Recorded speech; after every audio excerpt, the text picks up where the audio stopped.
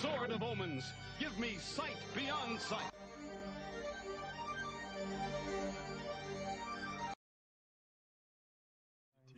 Hell Well, yeah. I guess I'll go fuck myself. Yeah, go fuck yourself. I'm taking this thing. Oh gosh. God damn it. We got a flock of ducks right now.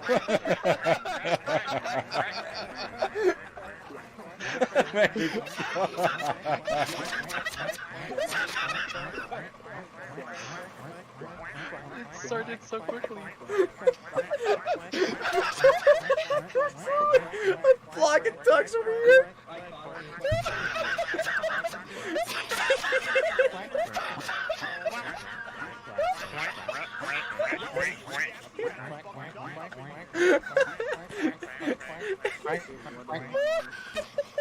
Where's my shotgun? What is going on here? I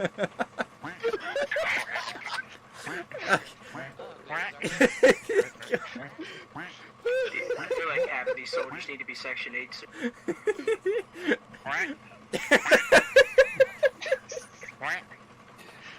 That's possibly one of my proudest moments. Explain that? Single-handedly the most unified moment of squad of all time. Well, you said quack. That may have been the most unified moment that will ever happen in squad ever again. And you kept pressing it, and everyone else started saying it. Oh my god, That was dude. priceless. What amazing. Okay, we're setting up the fob over here, by the way. There wasn't a single shut the fuck up. It was all just quacking. I still can't hear you, dude. Hey Saber, are you looking at our court? Or our, That was amazing. Josh, please stop.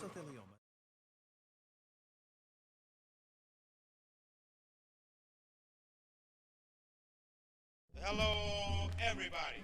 From the first to the last of it, delivery is passionate. The whole and not the half of it. Forecasting aftermath of it. Projectile and I'm blessed away. Accurate assassin shit. Me and Quali close like Bethlehem and Nazareth. After this, you be pressing rewind on top your master this. Shining like an asterisk for all those that you gather. Connecting like a roundhouse from the townhouse to the tenements. Cause all my Brooklyn residents, all the heavy regiments don't believe, hear the evidence. We're Brooklyn.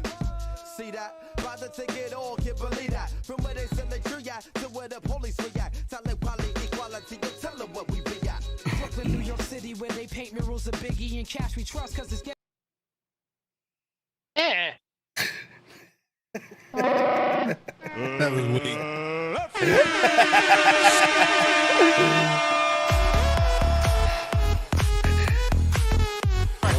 Ready, guys?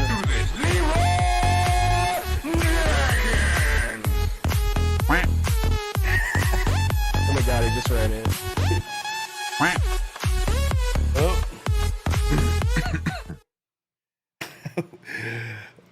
Jesus.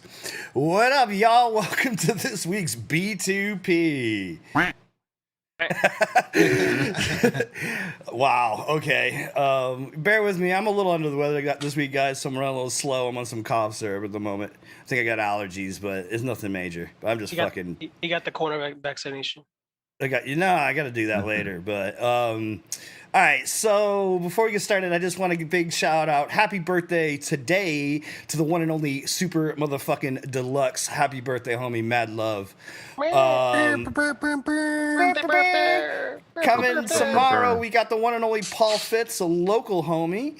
May 6th, and then our one and only Cementkidd, who isn't here with us currently, he's working his ass off, is on May 7th, so 2 days. Happy birthday. Happy birthday. Happy birthday. This week's pilot of the week shout out goes to the one and only B-Rad FPV. Got to highlight a little bit of his footy in the elevator tonight. And with that, let's get over to the goons. What's good, guys? How you guys doing? Good. What up, fellas? What up, everyone? Chat. Yo. Yo. What up, fam? What's going on? What's good this week, fellas?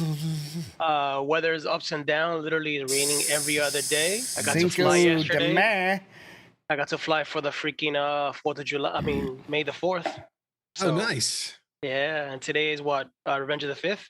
Yeah, there you go. Revenge of the Fifth. Revenge of the Fifth. Yeah, I saw you were making Grogu videos. I saw your fire escape, and I was like, that looks just like my fire escape, only slightly different outside.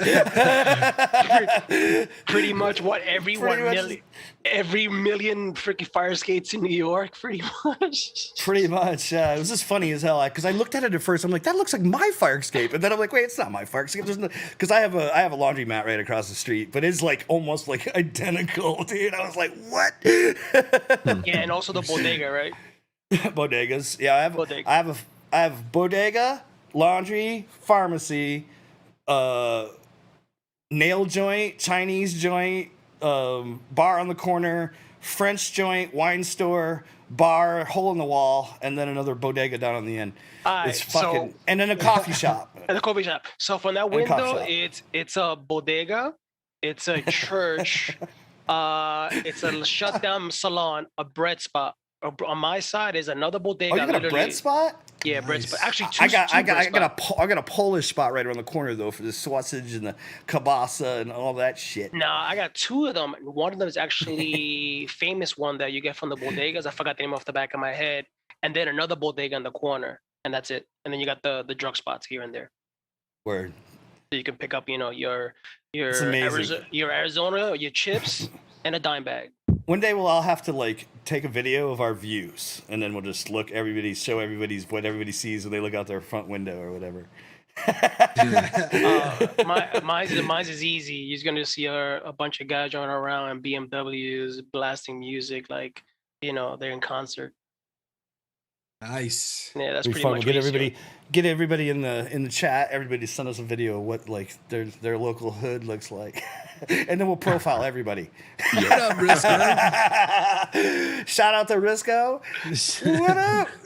What up, Shout out Risco? Off Axis. Yes, I play this. Me Hop. Me What hot. up, fellas? You mean left hop? Ladies. Left hop? Left Hop. He's here. I don't know. 608 calls him that. I don't know why, but Yeah, mine's just kind of boring. It's just the Jasper, AJ, neighborhood. Maz in the house. Juan Solo in the house tonight. Juan Solo. Motherfucking Swift Duck, our guest of honor as usual, Mr. Swift Duck. Dark Lord himself. The Dark Lord himself. Whack. quack. Did you guys get on any of this? Tech, you got some packs in, eh? Yeah, I got some packs yesterday. I destroyed one of my ESCs, one of my favorite ESCs, the Smooth from Newbie Drones. Oh, you like those? Oh, these things are fucking bananas. Like I really don't have because I went back to running individuals. I used to be an all-in-one kind of guy, but I just can't. Yeah. I said screw this shit. I went back to individuals. I'm in the opposite place. I just switched from individuals to 2 4-in-1s. ones. See, And so far so good. FedTech's holding up like a beast. It's 40 good. dollars, It's by the good. way. I mean, dude, I'm running 4-in-1s on 2 of my 10-inch quads, but the Beast rigs run singles. They have to, you know what I mean? So you know how big those ESCs gonna be for a 10-inch all-in-one? With those 3115s on it. I isn't that the really size of your hope motor? somebody comes out with a fucking 12S 4-in-1 that can actually hold up. Dude, the shit's gonna be like the big of my hand, Is bro. APD Well, doesn't not? APD makes an 80 amp, I think, but that's not. APC makes APD Yeah. makes a fucking they have a 4-in-1 coming. A lot of people have been testing it. It's stupid thick, but I think they're only quoting it at 6S for their 4-in-1 but their singles obviously go up to 200 plus depending on on some of the commercial ones go like 400 or something Well, crazy. I don't you know. It's need like- that. You need that because you gotta imagine how big the FETs must be on those ESCs to have the amount of current. So you imagine Speaking a of full in one. Speaking of APC though, got a shout out because they just sent me some props. They're coming like this week, so I'm excited. I'm getting some nice. some 6-inch props to check out. So yeah, shout out to APC for that. Nice. They're shooting out a bunch of. They got some interest. I guess they got some props coming out.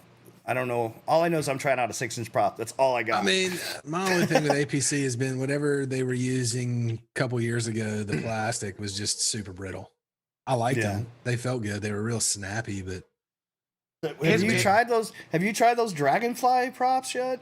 The APC's got. Those I things are did crazy. get a couple sets of those. Those were pretty fun. They sound fucking crazy. They just sound crazy. Did. Which one? They feel. I mean, they remind me of the the 4-plays. No, they call the Super X for the. You talk about the Super X props. Yeah. Those. That tight. Yeah, it's instead of being like this. It looks like a dragonfly. You know, it looks like a dragonfly. Well, I did a video. I did a video towards that, but they can't take a hit. Like you take one hit, it's a wrap. Like they don't shatter. Same with the 4-plays though too. Yeah. I mean, they're just thin and light. And just not meant to be smacked around too hard. They're bigger, like especially their bi-blades are their bi-blades are always been beasts. What up, Double A? I've gotten I've actually had some of their 5 and 6 inch bi-blades too that are gnarly, but I've got some of their 10s, the 6Es I think are pretty. They're almost as thick as a cam, but not. Oh quite. really? Yeah, they're pretty. Those cams are gnarly, dude. There's not cam's a fucking airplane propeller, bro. That's why it's just like they're just fucking gnarly. I love Gen cams. X, what's up, brother? Gravy. Yeah, I don't know. I'm excited. I'm always. I mean, dude, it's nice to ordered work. some of those gym fan props. Got those coming. Nice. Which one? Props. The Hurricanes. Yeah, dude. I got 10 sets. Just give them a. I mean, if you're happy with what you have now, you don't love these props. Actually, I did something unorthodox already. I actually swatched over yesterday. Well, yeah, yesterday I found a pair of V1Ss. So I said, you know what? Let me try them out. You know, those are my original go-to props, and I swapped them out. And yeah, I know why I don't like them anymore. I lost all my fucking low end, like complete lost my low end. Like I had top end and nice cruising speed, but I had like no low end whatsoever. I literally pancaked so many times flying them. I was like, nah. No doubt. Aside from, sorry, Ace is saying the APCs always needed serious balancing though. I mean, every bi-blade from my experience. Every bi-blade is, but dude, not for nothing. Like if you're not paying for the mass factory balance props, and even those, I would still check for balance just to be sure. Everything is where it's like HQs are a fucking train wreck. At least 50% of my cams need balanced. APC, yeah, and I do tape on the blades and CA glue with activator on the hubs.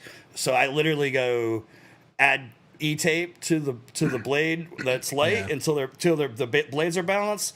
Then I stick them up, and then whichever way the hub falls, I add a dot of glue and then activate it on the opposite side, and I just fucking bang props out. Like I can do fucking 5 sets of 10-inch props in like no time. I think I remember I went to his house one time. He looked like he was setting up shop to cook, and it was just balancing props. No doubt. I believe it. I don't know that I've ever had to balance props. Ever. I mean, you should 7-inch and up.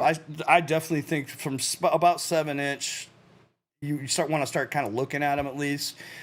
You're not gonna have as much of a variance, but I mean, dude, once you start getting 8, 9, 10, 11 and up, anything above 9 is you need to be checking them out. Like Mass has their factory balanced versions available, but they also sell non-factory, like non-balanced props.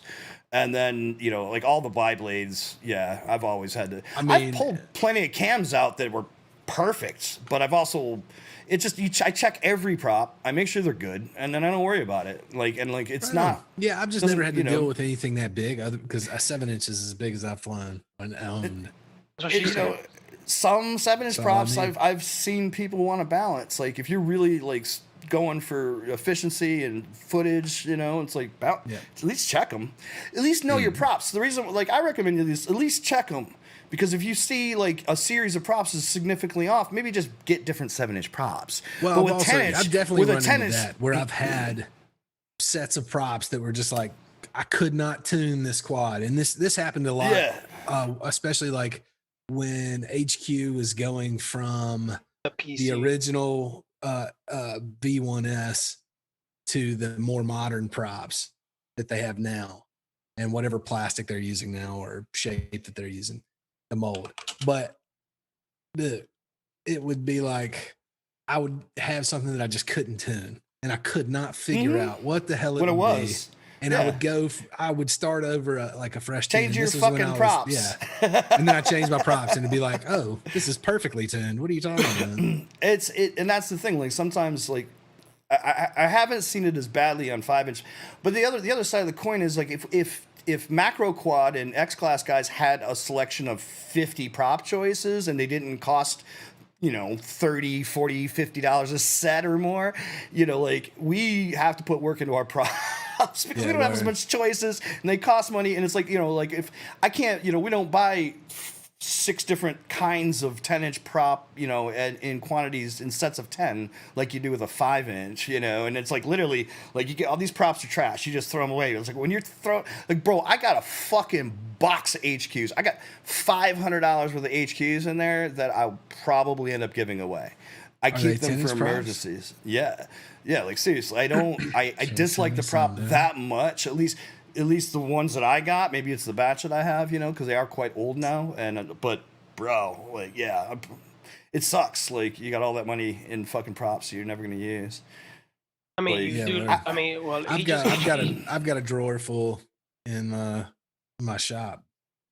Just props I bought. I got boxes. I got a box in my closet. I'm just like, I'm going through all my old shit to find out stuff that I've had. I got stuff looking. I'm like, you definitely got bags. The first time I actually really got to know Chad, I think was at I showed up with a duffel bag full of 10-inch props.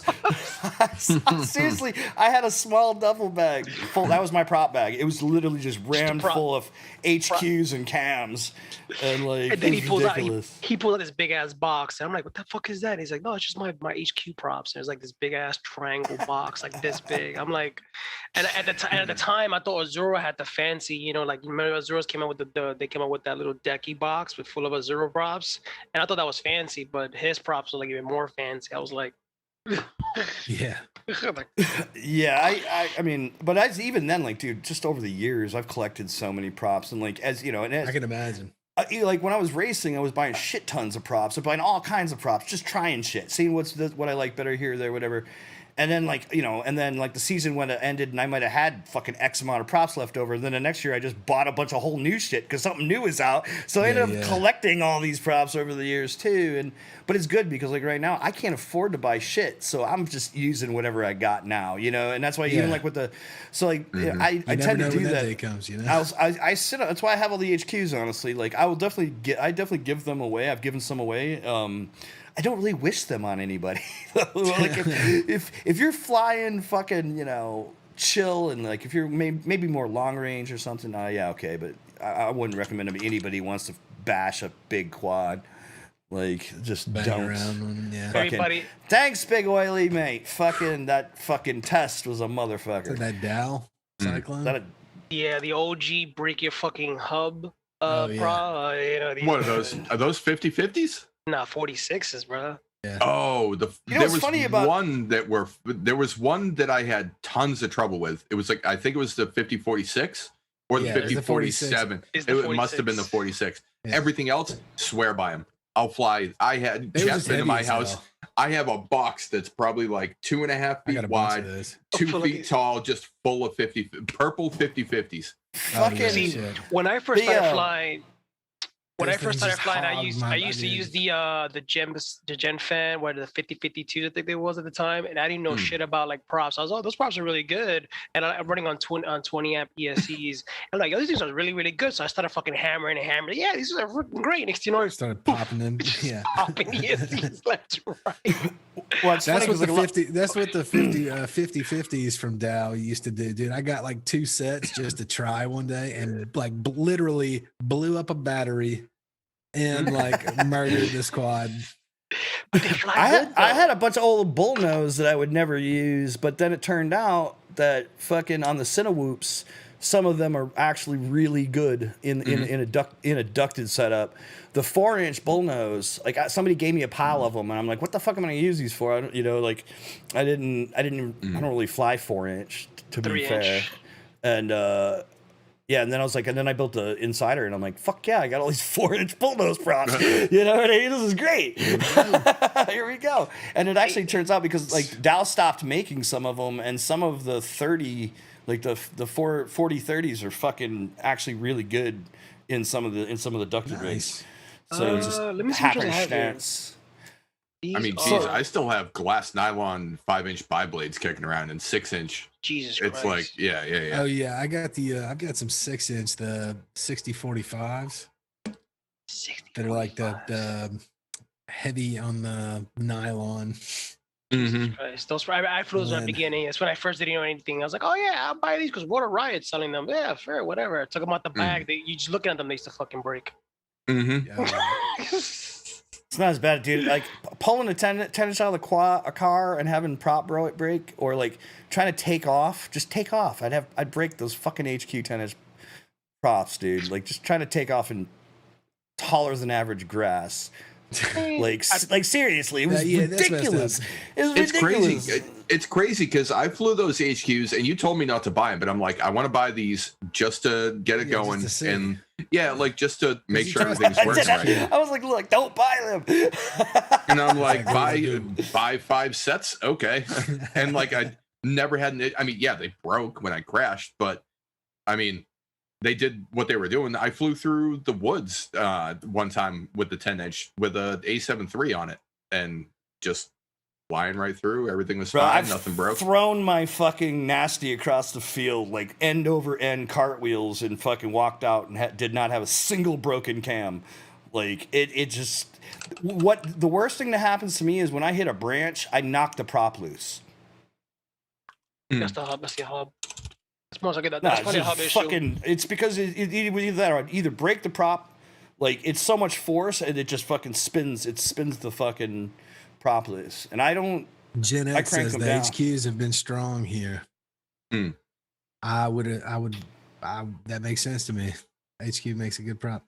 If you don't fly as good as Gen fans. If you hang out in the fucking the HQ I'm gonna big let props, you know real soon. My opinion. If you hang out in the like in the macro flyers group, like the general consensus is that the HQs are some of the most fragile props out of the choices. Not so necessarily though, because even some of the, as much as I hate the Ethics props that are props, a series of props. Ethics doesn't make a fucking 10-inch prop. We're talking about 10-inch and bigger. We're talking about big props. Oh. I like them. I love 5-inch HQ props. I love 6-inch HQ props. I love small HQ props. Just don't like the big ones. Like 7 ones too. That's what she said. Fucking not a fan. I mean, I made some suggestions. They did rework the formula, and they made the latest batches maybe better. What up, brother? What up, nerd? The fuck's going on, bro? Good to see you. Hey, so what were helicopter props like? Carbon. Carbon and balanced. Carbon, balanced, 2 pieces at least. Like you know. Oh, well, like, I never flew you had because you had your cyclic, right, and it had basically clamps, and the fucking prop would fit in it, and then you would drive a bolt through it and lock it on there. And they folded, you know, they would move in there, but the weight, the mass of the prop would keep them rigid in flight. Once the rotor head spins up to RPM, those fucking things aren't moving, and they will fuck you up, dude. They will fuck you up. Like that's how that kid killed himself. Took his own head off with them. One of them. Yeah, that happened over here. Was it Fort Hamilton? Man? It was. I thought it was Floyd Bennett. That was real. Floyd Bennett. It was in Floyd Bennett. Yeah. Yeah, a couple years back. But when I started out, like when I started flying helis, I was flying wood props. But then as you get into the better, more aggressive setups, you inevitably find yourself flying carbon. Yeah, because the wood could also suffer from swelling, you know, from weather changes. I mean, the carbon would still shatter, but the wood would break pretty easily overall. Oh, yeah. It's just spinning so fast. I'm sure it's pretty heavy. It's scary to watch helicopters. If you guys haven't seen helicopters, it's scary to listen. Man, mine haven't seen the light of day in fucking 15 years probably now. No, because you know, Fuse, he still flies helis every so often, and he brings his heli out to do some 3D stuff with it. And I'm standing like across the field on the other side watching him fucking fly that shit LOS. And the thing about it is that he flies quad, so he treats that heli like it's a quad. I'm just he just like no fucks given. Like he literally gives no fuck. He flies anything with wings and a prop like a quad. Yeah, he's nuts. He's a nut job. And I was like, nah, I can't fuck with that. But he finally broke one of them, and he said, I'm done. I'm not fucking with this. It's too expensive. Every time you crash, you're a couple $100 out. Yeah, that always kept me from it. Is I've always heard, like, even when I was like hanging out with dudes that were into RC, like racing. There's a lot of moving parts. There's a lot of moving parts in the cyclic, expensive. Man. And like I when I pretty much the day I stopped, like where I just kind of said fuck it, and then I life got in the way, and I wasn't really flying for a while. I was like flying inverted. I was flying upside down, and I was like doing barrel rolls and like aggressive like TikToking, where I was like flying one way and I'd stop and I'd fly the other way, but I was rolling it. I was doing it on the roll, and one of my servos just blew. It stripped, and fucking the thing just went blam right into the ground, dude. Like, and it was like I had just built up like the whole rotor head out of all, like I had all this fucking aluminum shit made, dude. And it was just jacked. And I was like, and that's like, honestly, when my buddy started showing me mini quads, I was like, wait a minute. So you mean to tell me if I smack this into a wall, I might have to change the motor? He's like, yeah, or the bell, or the whole motor, or maybe the ESCs or whatever. I'm like, dude, that's so much easier. There's only like 4 moving parts, like, fucking rotor heads or. The big thing is you bend the feathering shaft, which is the shaft that goes between the blades. That's what they rotate on, and for the cyclic, and you bend that fucker. You'd always bend that fucking feathering shaft. I was going through feathering shafts a couple times a day. I bet you were. It was as you do, big boy. You take that feathering shaft. It's a motherfucker. Helis are expensive, man. That's what comes. Yeah, I bet they are. They look like yes. Quads are expensive enough for me. They're just right. I mean, you could drop $300, $400, $500 on a gyro for the tail lock. Like before they had flight controllers, you would drop $300 to $500 on a tail lock gyro. So that there'd be a gyro that would just fucking control the mix of the tail rotor to keep your heading locked.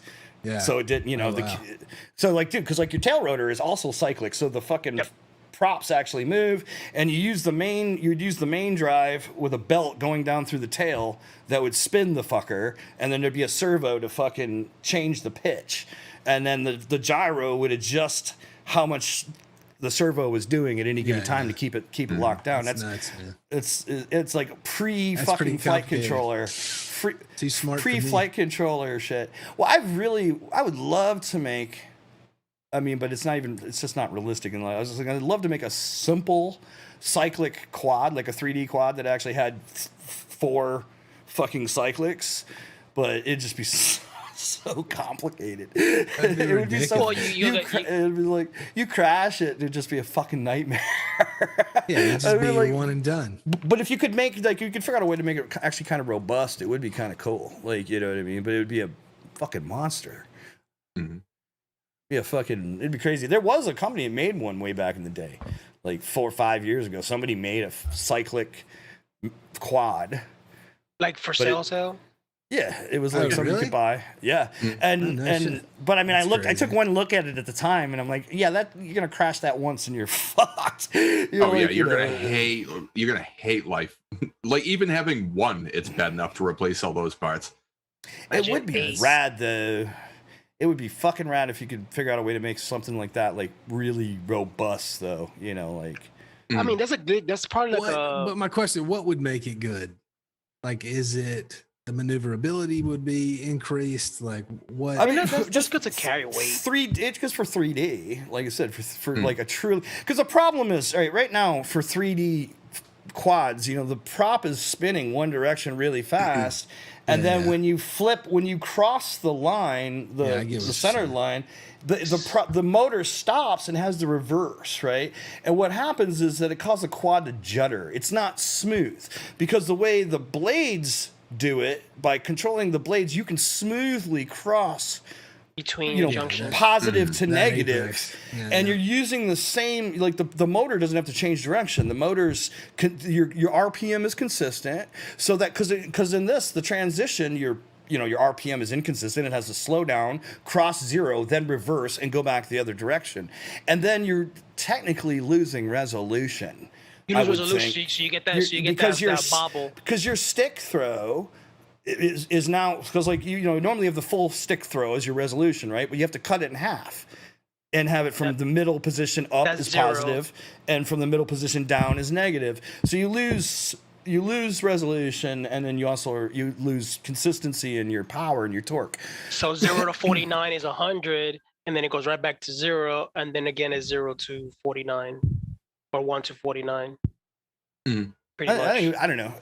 You know me. I'm just that's the science, like for yeah, science. Absolutely. Well, that's what I want to do. For science. All right, Neil, Yeah, Neil, the science guy over here.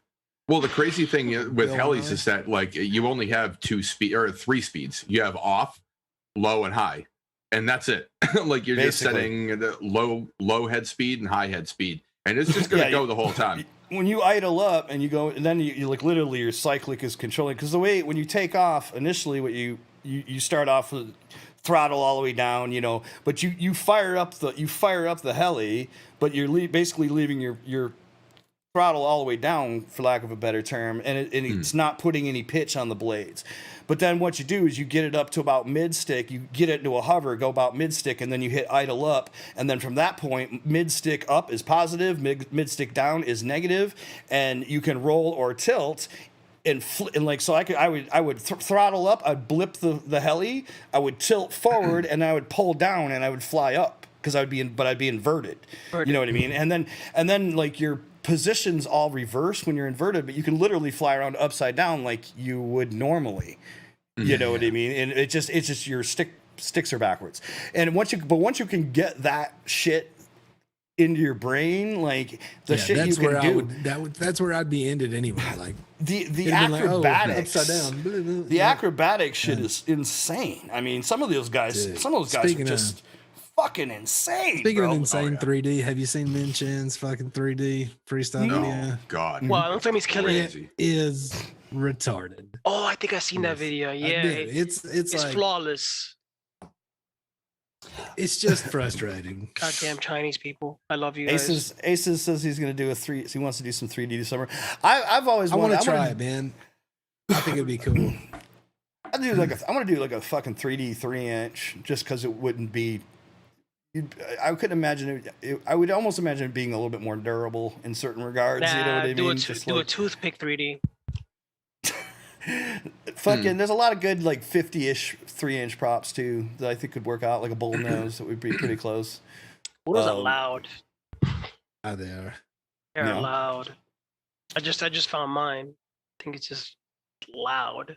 I mean, that's also a dial prop. I would love to. I'd like to try and do like a fucking 10. You'd have to get a nice 50-degree 10-inch prop. Good luck. Yeah, exactly. I'm not gonna. I mean, bro, don't need that. No, I'm gonna chase you. I'll chase you right to the hospital when you fucking kill yourself. And you. He's gonna bounce off himself. And have you ever played 3D mode in Liftoff? Like, it's actually kind of fun. I used to do it a lot. I have not done 3D mode. Yeah, I tried it. It's a bitch. It's a challenge. It's a I'm sure it's interesting to wrap your head around. You probably do best to drop your cam angle way down, because it's a totally different movement, and your perspective needs to kind of accommodate both negative and positive space at that point. Whereas right now we're just kicking it up 25, 45, 55, like me, whatever. And but when you're able to actually tilt, and then like you're tilting in every axis. I put it this way: if you're Steve Hawking, or Stevie Wonder right now, you're gonna have epilepsy when you try to do 3D. Aces says he's got some 8-inch 3D props from Gropner. Fuck yeah, dude, that's dope.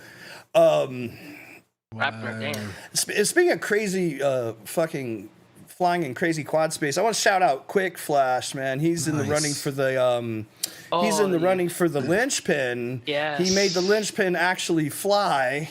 And it's pretty pretty impressive, man. If anybody that's freaking crazy, dude. If anybody doesn't know who Quick Flash is, his name is Kevin. He's one of the big devs for Emu Flight. One of the Emu devs. He's been on the show several times. Just want to give him some love, man. I'm really proud of him, and I really think it was cool that he was on the first show actually. Really proud of him, and I think that it was If anybody, shout out to Kevin and great I had work. no doubts. Like, if I figured to myself, if anybody out there right now could do this right now, it would be him, and he definitely did it. So that's pretty fucking dope. Great summers here for my first ant. It looks crazy too, man. That linchpin is like Welcome crazy when it's actually in the air. It's it looks wild, man. Weird. I'm telling you, Weird. if somebody could break out and put basically Crash and what up, homie? If somebody could break out a like when they used to do the GoPro cubes, where they'd have like 6 GoPros and they'd have that's how they did 360 before they had all these GoPro Fusions and Insta 360 shits that are basically using 2 lenses. But I'd like to see somebody take take 6 sensors, synchronize them, and do 360 completely on the outside edge of a linchpin. And then you could literally it would be invisible. You would have every axis, and you could the stitch would be bananas. So imagine you had 6 fucking 4K sensors, or something, dude. Like that's some 4th dimensional filming, shit would be bro. fucking rad. Crazy. You could do some dope shit. Yeah. That's some look at that, another dev. Look at Mr. Nerdcopter in the house. Mr. Copter Word up, in the nerd. house. Word up, nerd. Love you, brother. Fucking yeah, Nerd's the fucking man. We would not, like our GitHub and shit would be nowhere near where it's supposed to be. The config, Risco and fucking Nerd are doing so much work. I've been doing so much work on the config over the years, and we'll just wait till you guys see what's coming. Out. It's gonna be fucking. I'm waiting. Bananas. I'm waiting. I mean, it's Wait. You're waiting, but where's that emu quad? I mean, Artie? Want to talk about it? I'm not on it. Talk about your story. I've got one. I've got one. You want to create a book? Fly it. Write about your memoirs? Actually, I do. My 7 is right here. Oh, it doesn't matter. Just You hold know. on. There you go. This Stewie, I can't pull up Stewie. Fucking asshole. Hardest working man in open source. That's right. Nerdcopter is the hardest working man in open source. With that one gyro. Nice. Look at this guy. You got a most expensive. Wait, you got the gimbal tool. on the what? What's the gimbal on? Is it on the GOAT? Oh, it's on the 7? Yeah. That's a very expensive. Is that what you spinner toy shot out there. that drift video on? Yeah. On the 7. That For some reason I thought you were on the GOAT. Well, they're both. I've got both. I mean, I've got shots from both. I shot with the Hero 8 on my GOAT. But did you have the gimbal on the GOAT, or you just Super ran G. hard mount? Hard mount. Got you.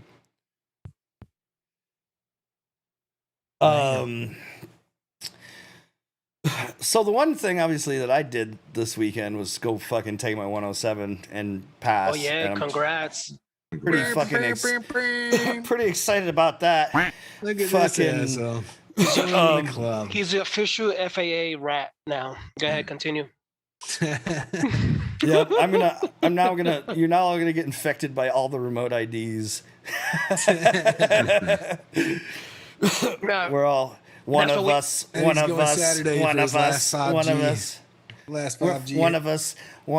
I just can't wait to get my fucking temporary license, because it doesn't seem real until I've got that. But that's how I felt when I got my FCC. It's like, oh, I passed my FCC. I'm not operator. And it's funny because when I got my FCC, I had my radios, had everything, but I couldn't transmit. I could just look at it, listen, but I couldn't do shit until I got my ticket. I was like, so. The only respect you could still fly. I thought you could transmit as soon as you took your tests. Once you pass. They give. I think it's a couple of days and it's online. Then you could do it. But to be official is when you get trained. Yeah. Well, that's how it is with this. You take the test. You gotta wait fucking a few days, and then you get a temporary one, and then like a month or so later, you get your fucking plastic. You get an email, right? Confirming your ID number. Yeah, you can log into IACRA and fucking check the status. Same scenario. Yeah, I mean, I couldn't even remember. I mean, I got my ham license as well. They didn't even send me plastic, I don't think, for the ham license. No, they sent you a piece of paper with a certificate. Yeah, you just print it out. Yeah, I printed it out and laminated mine because I was like, oh, I feel like I made a high school badge, you know, like fucking. At least the FAA gives you an actual piece of plastic, but so does my fucking dispensary. So there's that. They're in cahoots. So not only do you fly. But yo, man, I did want to say something, like, you know, that fucking test, like, don't take it for granted. All right, like whatever you do. Now, I didn't. I definitely felt like I prepared. I took a course. I read books. I'd done tons of Googling. Like, what's the hardest question? What's the most difficult questions? What are the most missed questions? I did all that shit. and I got there. I started taking the test. And like the first couple questions, I was like, yeah, bang, bang. Oh, I was like, cool. This is gonna be easy. And then literally, it was like 20 questions of the hardest ones I think they have in the pool. And I was like, y'all motherfuckers are fucking me right now. Like that's exactly how I felt. I was like, fuck. And so, I mean, dude, I shit you not, I must have got every METAR, TAF, every advanced, like I got plenty of the same like sectional chart questions that were in like practice tests, but then I got a fucking shit ton that I had never seen before. Literally, I would say like well over half was sectional shit that was like it was, you really had to know what you were doing and figure it out, and it was like, damn, okay. And then I got remote ID. I got tons of shit about flying at like night. I got tons of shit about remote ID. And then I got a question about if you were convicted of growing marijuana, how long do you have to wait to apply for your license? And I was like, I didn't see that shit anywhere, bro. Like, I never saw shit about that. I knew like drinking and other things, but like growing pot, I was like, what the fuck? So I was like, a year? Like, it was just like, but yo, man, the question pool, the large majority of it for me was a lot of shit that, you studied. I had to figure out, and like, but it was definitely not the same shit that in any of the practice exams that I took, and I took a lot. You know what it was? It's like they legalized marijuana in New York, right? That's one. Two, they don't want us to fucking fly in New York, so they say, you know what? He's a New Yorker. Send him the tough shit. What up, Rat? Just throw him in there. It's just like I have a friend that went to take the test and I don't think they prepared well enough, and they didn't. Unfortunately, they didn't pass. And I don't know how many people don't pass. I mean, I'm sure the majority of us have passed like the first try, but I mean, it's definitely something like a lot of people, everybody wants to be supportive, and they're gonna be like, you got this, it's easy, don't worry about it. But the fact of the matter is, you need to actually fucking sit your ass down and prepare, because if you take it for granted, you might be that guy that's taking it again. It is. There's definitely stuff there. I mean, it's definitely something you have to study for if it's not something you already know. Like, if you don't know a sectional chart pretty intimately, probably gonna have to do some sitting with and studying and that shit. And I mean, I just, I don't know how you got through school, but I mean, knowing what to study and how to study is half the battle. The fact of the matter is, a lot of us, like myself, I haven't had to take aside from my ham tests that I definitely prepared my ass off for as well. And I ain't studied shit or taken a test like in that kind of capacity in fucking 30 years, bro. Like, like what the fuck? Or 25 years or some shit. So like, but it's just it definitely had some gotchas on there, and I definitely am excited because like, I was just sitting there talking to somebody. And they were asking about flying somewhere, and it's like, cool, like, I got my Kitty Hawk and shit set up, and I'm kind of going around looking at places like, oh, I can get an auth here. Oh, if I get an auth there, the fucking grid's 200. I can fly 200 there, and like all the places that are fucking illegal. Like, I was like, you can get an auth there. Because the FAA's tried to make their own lives easier, and they basically have a shit ton of like, basically, it's just like pre-auth. You just got to ask for it, and you're probably going to get it. Like on the Lance, anything that's Lance enabled, it's fucking easy. Yeah, so easy. It's like so dope. And now I gotta find anybody know a good fucking 3 statute mile strobe. Police, just call 911. Just gonna rip the fucking strobe off the top I'm sure of the cop Tiny car. Lads makes bright enough LED. Nah, you might want to go into like Heli Direct and just get specific like plain stuff. Yeah. I would I would feel more comfortable getting something that somebody is actually saying, this is a this is a proper night strobe, you know, but get it for planes. Well, number one, it's got to be a strobe, and you should be able to control the intensity of it as well. Yeah, like, you can. Most of the tiny LEDs things are like, all the bright ones run off VBAT. You know what I mean? It's like, and they run off like X-class VBAT. So like, it's like ridiculous. Let me ask, so ask Fuse, because Fuse put someone on his plane, and you could see that shit strobing in the daylight. So he's got some really bright, like strobing, and he controls it with the potentiometer on his radio to one of the test questions. One of the test questions is like, when can you adjust the visibility of your strobes, you know, and it's like when, you know, it was basically when safety was, you know, it was a safety concern, basically it was the correct answer, and I got it right, but it's fucking it. Yeah, did you get on that test, Chad? An A. A minus. I gotta know what's an A. It's actually an A. You sure that 90? I got 93. It's an A. I even looked it up. You know I did. It's a solid A. Good job, brother. It's a solid A. Yeah, I'm awesome. You get an E for effort. I think that yeah, Loom cubes. I have Loom cubes, but do they strobe? They're not that bright though. Do they have one that's specific for that, John? Shit, let me go check. I have they do. They do make one that's certified. Is it? Okay. Yeah. I would love to get something flight controllable. So that way I could just fly up to somebody and like fucking, you know, put it on death. It's just like strobing really fast and as bright as it possibly can. Just cause them to seize up. Just like, everybody just falls over and starts shitting and puking themselves. He's flying. Killer drones. He's flying over people. People just like. Because I have those X-class LEDs from Tiny's on my fucking 10s, and they are brighter than fuck at night. Like, I mean, you can see them clear as day in the daylight, but at night they're just like, Jesus. They're like, Jesus, dude. I got some work lights that are like that. We need to get down there. So that's our homework assignment for next week. We got to find the brightest controllable strobes we can find. Look up Strombone. Then we'll get one, and then we'll take it out, and we'll take the casting couch out, and we'll film it. Say casting couch? The whole casting couch. The whole couch. The whole couch is coming out for that.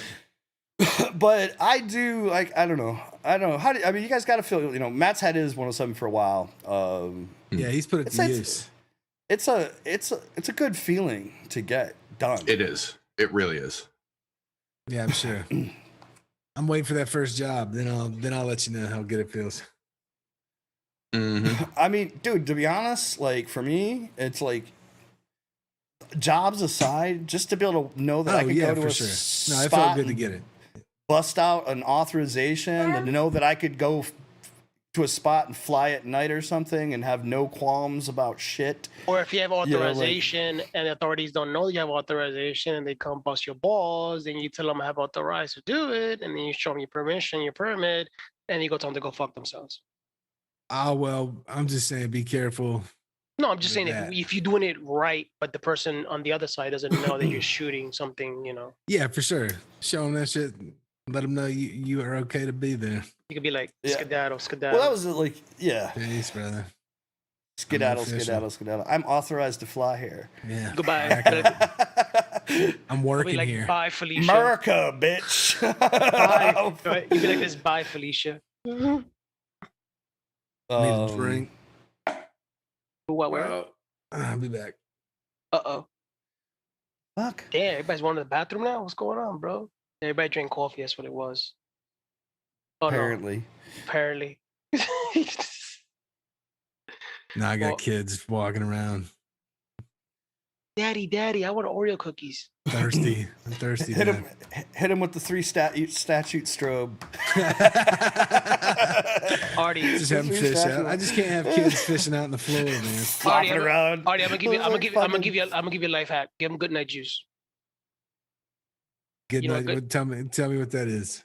NyQuil. Good Good night, juice. Put in a sippy cup and good night. Bye. So let's see here. We got, man, it feels, we started early tonight. It feels so weird. It's like, I was like, dude, it's not even, usually it's 11:15, I feel like right now, and it's not even quite 11 yet. So what do you guys think about this Red Cat acquires liftoff scenario? So that's three companies they acquire. What's the feel? It's not a scenario. It happened.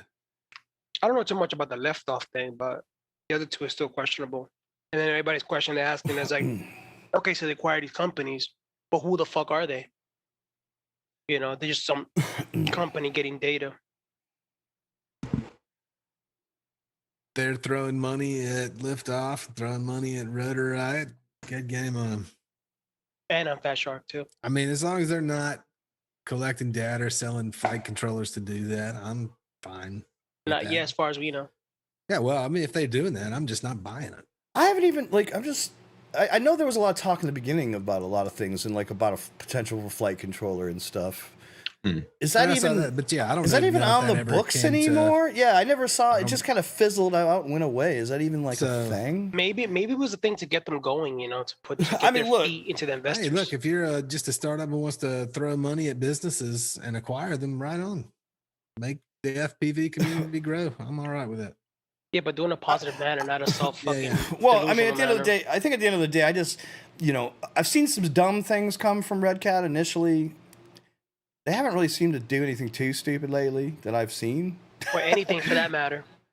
Or anything. Yeah, exactly. It's like, is it an issue? Or are we just making one up? I just don't know. I'm asking the question. I mean, everything is rumors right now, as far as I'm concerned. They acquire these companies, but nothing comes out once they buy these companies. Are they buying them to better themselves, or are they buying them to make themselves look better with the investors? That's how I see it. If you're buying businesses not to make money or to make the business make more money, then I don't know what you're doing. So and they seem to have done that with Rotor Riot. I mean, like the online presence and all that kind of stuff has a bigger team, a better product base, more in line that pushes what Rotor Riot's doing and what they're offering. So I mean, that's cool. I mean, but let's hate on you for that. Nah, but let's be real, man. Rotor Riot already had a phase going on. I mean, Rotor Riot had a face already, so I don't know what can they possibly do to their formula. Pat said he sold him a bunch of black box logs. I mean, he doesn't know what they did with all the data. I mean, look, Trappy even said it today. Like, Enoch in the house, what up? Unless RDQ pulls a miracle and completely eradicates all forms of remote ID, we're gonna see something from it, and the reality is companies are going to have to build tech to comply. The goal is, if it has to happen, then it has to be hopefully it's the least obtrusive thing from our perspective as it can be. Yeah. And it has to conform to our stature. I mean, we can't put these big ass modules into a 5-inch or whatever size device you're going to put it into, though, if the module itself or the room ID is bigger. And obviously, you can make the chip smaller, but how small can you possibly make it? It becomes less sensitive. If anything, it's going to be like another board on top of your current setups, or a thicker board, or even so much as like a double board, kind of like the the Vista DJI, or even the Fat Shark, where they have two boards. Piggybacks off Crossfire, and they could use the fucking Crossfire fucking telemetry to fucking get the data wherever they need it to. And it's not to say that you're gonna, Trappy's gonna rush out to do it, but I mean, he's not gonna do it. I think realistically speaking, we all see the writing on the wall. Like I said, unless RDQ's suit completely obliterates it, I think you're gonna see some form of a transponder at a minimum. At the end of the day. I mean, they got to be RC cars. I don't see why not. Do I agree with it? And should it be something that is exorbitant for a hobbyist? Fuck no. No, do I agree that me as a macro quad pilot, or a guy maybe flying a 11, 12-inch X8 with a fucking, you know, 8-pound camera rig or something on it. Maybe I should have a transponder? Yeah, probably, because, you know, you never know. Some idiot in a helicopter might come whipping out of the fucking woods, and, you know, I would at least give them fair warning if they, you know, like, and try to get out of the way, right? But, like, I don't, if I'm doing a high-speed shoot and going 100 miles, 150 miles an hour, carrying 10 pounds of camera gear, I want to, I don't have any problem running a transponder. Like, that's a safety concern. Like, you know, I don't want to hit nothing. Yeah. I don't want to hit nothing, dude. So, yeah, you know, fuck it. But it's ironic that, you know, they're targeting the hobbyists when usually the issue with a lot of these drones is the, you know, the consumer-based ones you buy on, you know, stores.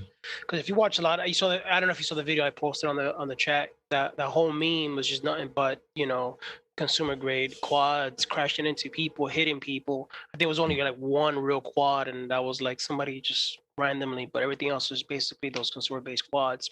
And those are the issues. You got mom and dad, you know, or Poppy John over there buying his first fucking Best Buy quad, and then he wants to go send it. I mean, the reality is that, you know, I hate to say it, but the one thing I liked about FPV was that that you had barrier to entry. There was a barrier to entry, yeah. That kind of in generally speaking, if you invested that much money and time into something. It inherently built in, like, you had to learn something about it. You had to spend some time. You had to pay your dues. You had to learn about how these things work, generally speaking. Of course, there's bind and flies, but there was a barrier to entry, and there was learning to be done. Anybody could just go to Best Buy and buy something, and, you know, and yeah, for those people, there definitely should be some safety measures built in. Like, I think that as a 107, I should be able to punch in my fucking license number and fly the fucking quad anywhere I'm fucking authorized to do so, right? But if you don't have that, no, you shouldn't be able to go into downtown Manhattan and send it in the middle of that fucking thing. Like, it should have something there to prevent that from happening, because that's just fucking stupid. Yeah. It's stupid. I mean, if I don't disagree. I mean, I agree that in general, at least when I got started, I put enough time and money into it. I cared about what happened to it, and I wanted it to crash because I did something awesome. Well, you should absolutely have the right. Big Oily saying, like, you should have the right to do whatever you want as long as you don't hurt others. But the problem is like, again, with a 5-inch, you're most likely not going to really hurt anybody. But once you start getting into some of these bigger rigs and some of these, even the off-the-shelf Best Buy rigs, they're bigger, heavier. You can go buy a fucking Inspire. Fucking, that falls on somebody, you're going to fucking kill them. So having something to help prevent recklessness and stupidity isn't necessarily a bad thing, in my opinion. I don't believe it needs to be an overreaching blanket, which is unfortunately what you do get with all things government. Yeah, but you know what the irony of it too, you know what the irony of it too, though, is sometimes it doesn't matter how much remote ID or what we put down and everything, you still gonna have those individuals that are not gonna give a flying F or don't care to learn what they're doing. But that's gonna be not gonna stop. Way. Yeah, that's not gonna stop them. But putting some kind of roadblock in the way to just say, hey, man, I mean, it makes sense to me that, hey, if you're gonna fly something over a 7-inch quad, you want to get paid to do that, you've got to have a license to do that. You need to know it's safe, and you need to be tested so that we can say for sure that when you do something fucking dumb, I can hold you accountable for it, because we know that you know the fucking rules. Or even that matter, even that matter, people that buying these off-the-shelf quads should actually have a course on how to fly them and, you know, show safety. A lot of these things, they don't do that. They just tell you, oh, here, buy it, go, you know, and good luck. Yeah, I'm just trying to see both sides of the fence. I just think that I think, like I said, with all things government, it always becomes stupidly and overreach and all that shit. I mean, so many red tapes. But, you know, at the end of the day, yes, a lot of dumbasses with DJIs went out and did a bunch of dumb shit. But on the other hand, I see guys with 107s flying FPV also doing dumb shit, and with AP quads, you know, doing dumb shit. And we're like, some of us are sitting around going like, what the fuck is this dude doing? Like, seriously, like, it's just dumb. You're flying in dumb situations, and especially knowing some of these cats are 107s, you're just like, what the fuck?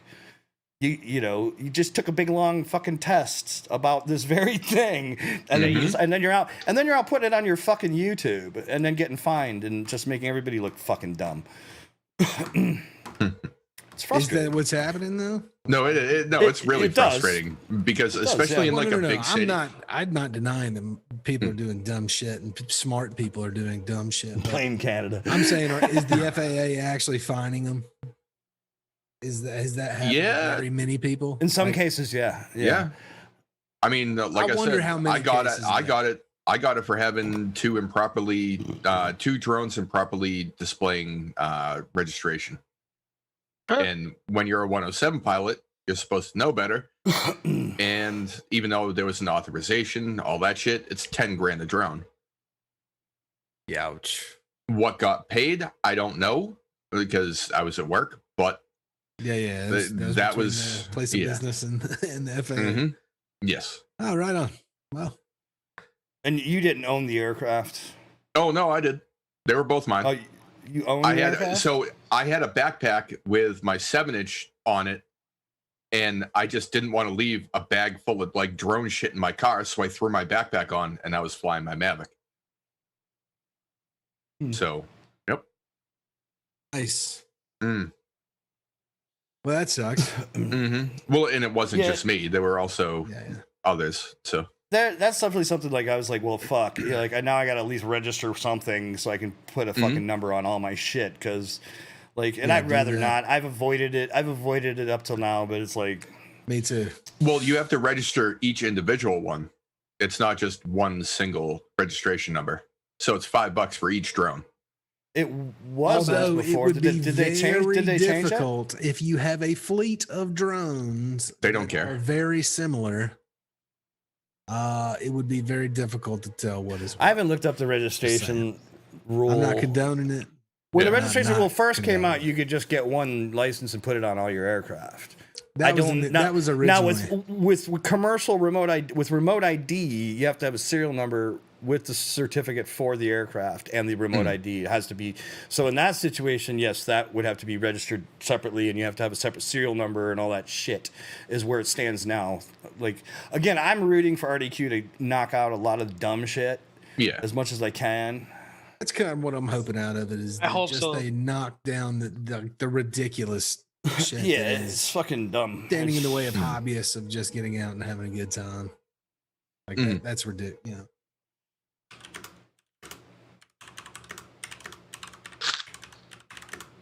Common sense shit, I think, should be there. You know, you shouldn't have to. You shouldn't have to have a separate registration number for each of your craft. Well, that's fucking. That's is this old? Because this certainly this not. If it's commercial, okay, I can understand. Hold on a second. Where is this coming from? I gotta just because you're gonna have to this. insure individual things, right? So it makes sense. Let's ID these guys, force somebody who's making money off this to do that. That makes some sort of sense to me. John Solo said recreation is $5 for all aircrafts on the one registration number 107. That's what I thought. Per aircraft, and each has to be registered. Yep. Right. So each commercial aircraft. So because all right, so this is the thing that we actually need to find out, because you, as a 107, we can still fly as hobbyists, correct? Yes, if we're not getting paid, but the registration goes to that. Yeah. But you're all. Well, what I'm saying, no. But your commercial aircraft, each one has to be registered. The ones that you're taking out to make money with, need to be registered. But if you have a fleet of hobby specific drones, you can register one time and put the same number on all of them. No. And yes. I'm reading right now. I guess I need to check the date, but because there's one question, it's like, if you have more than one drone, do you have to register each? And it says no.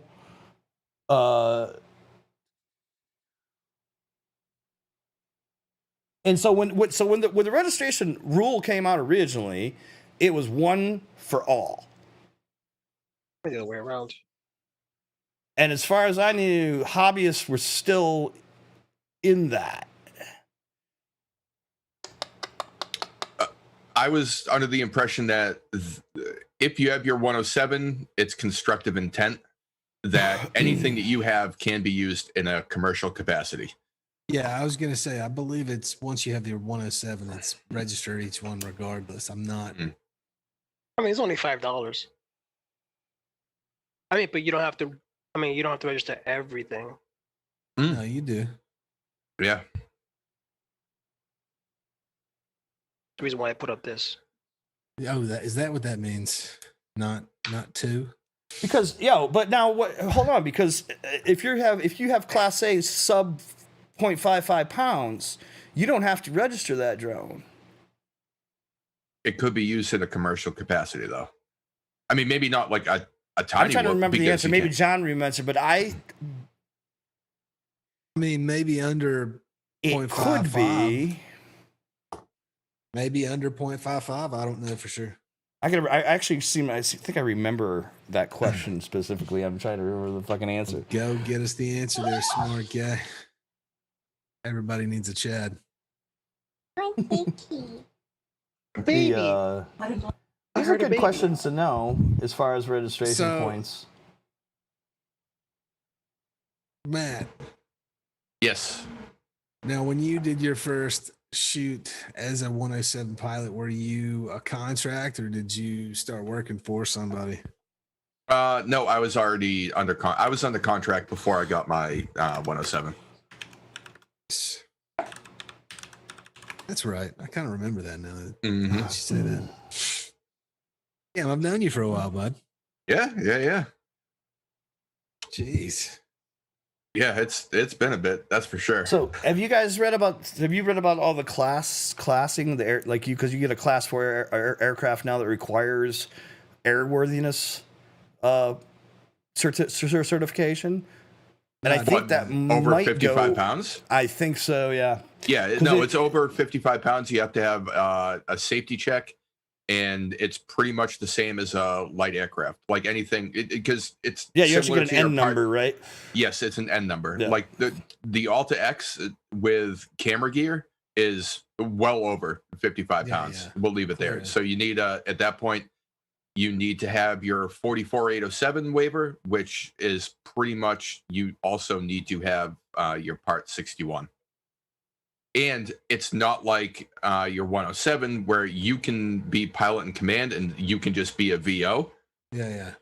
The pilot in command has to man the craft.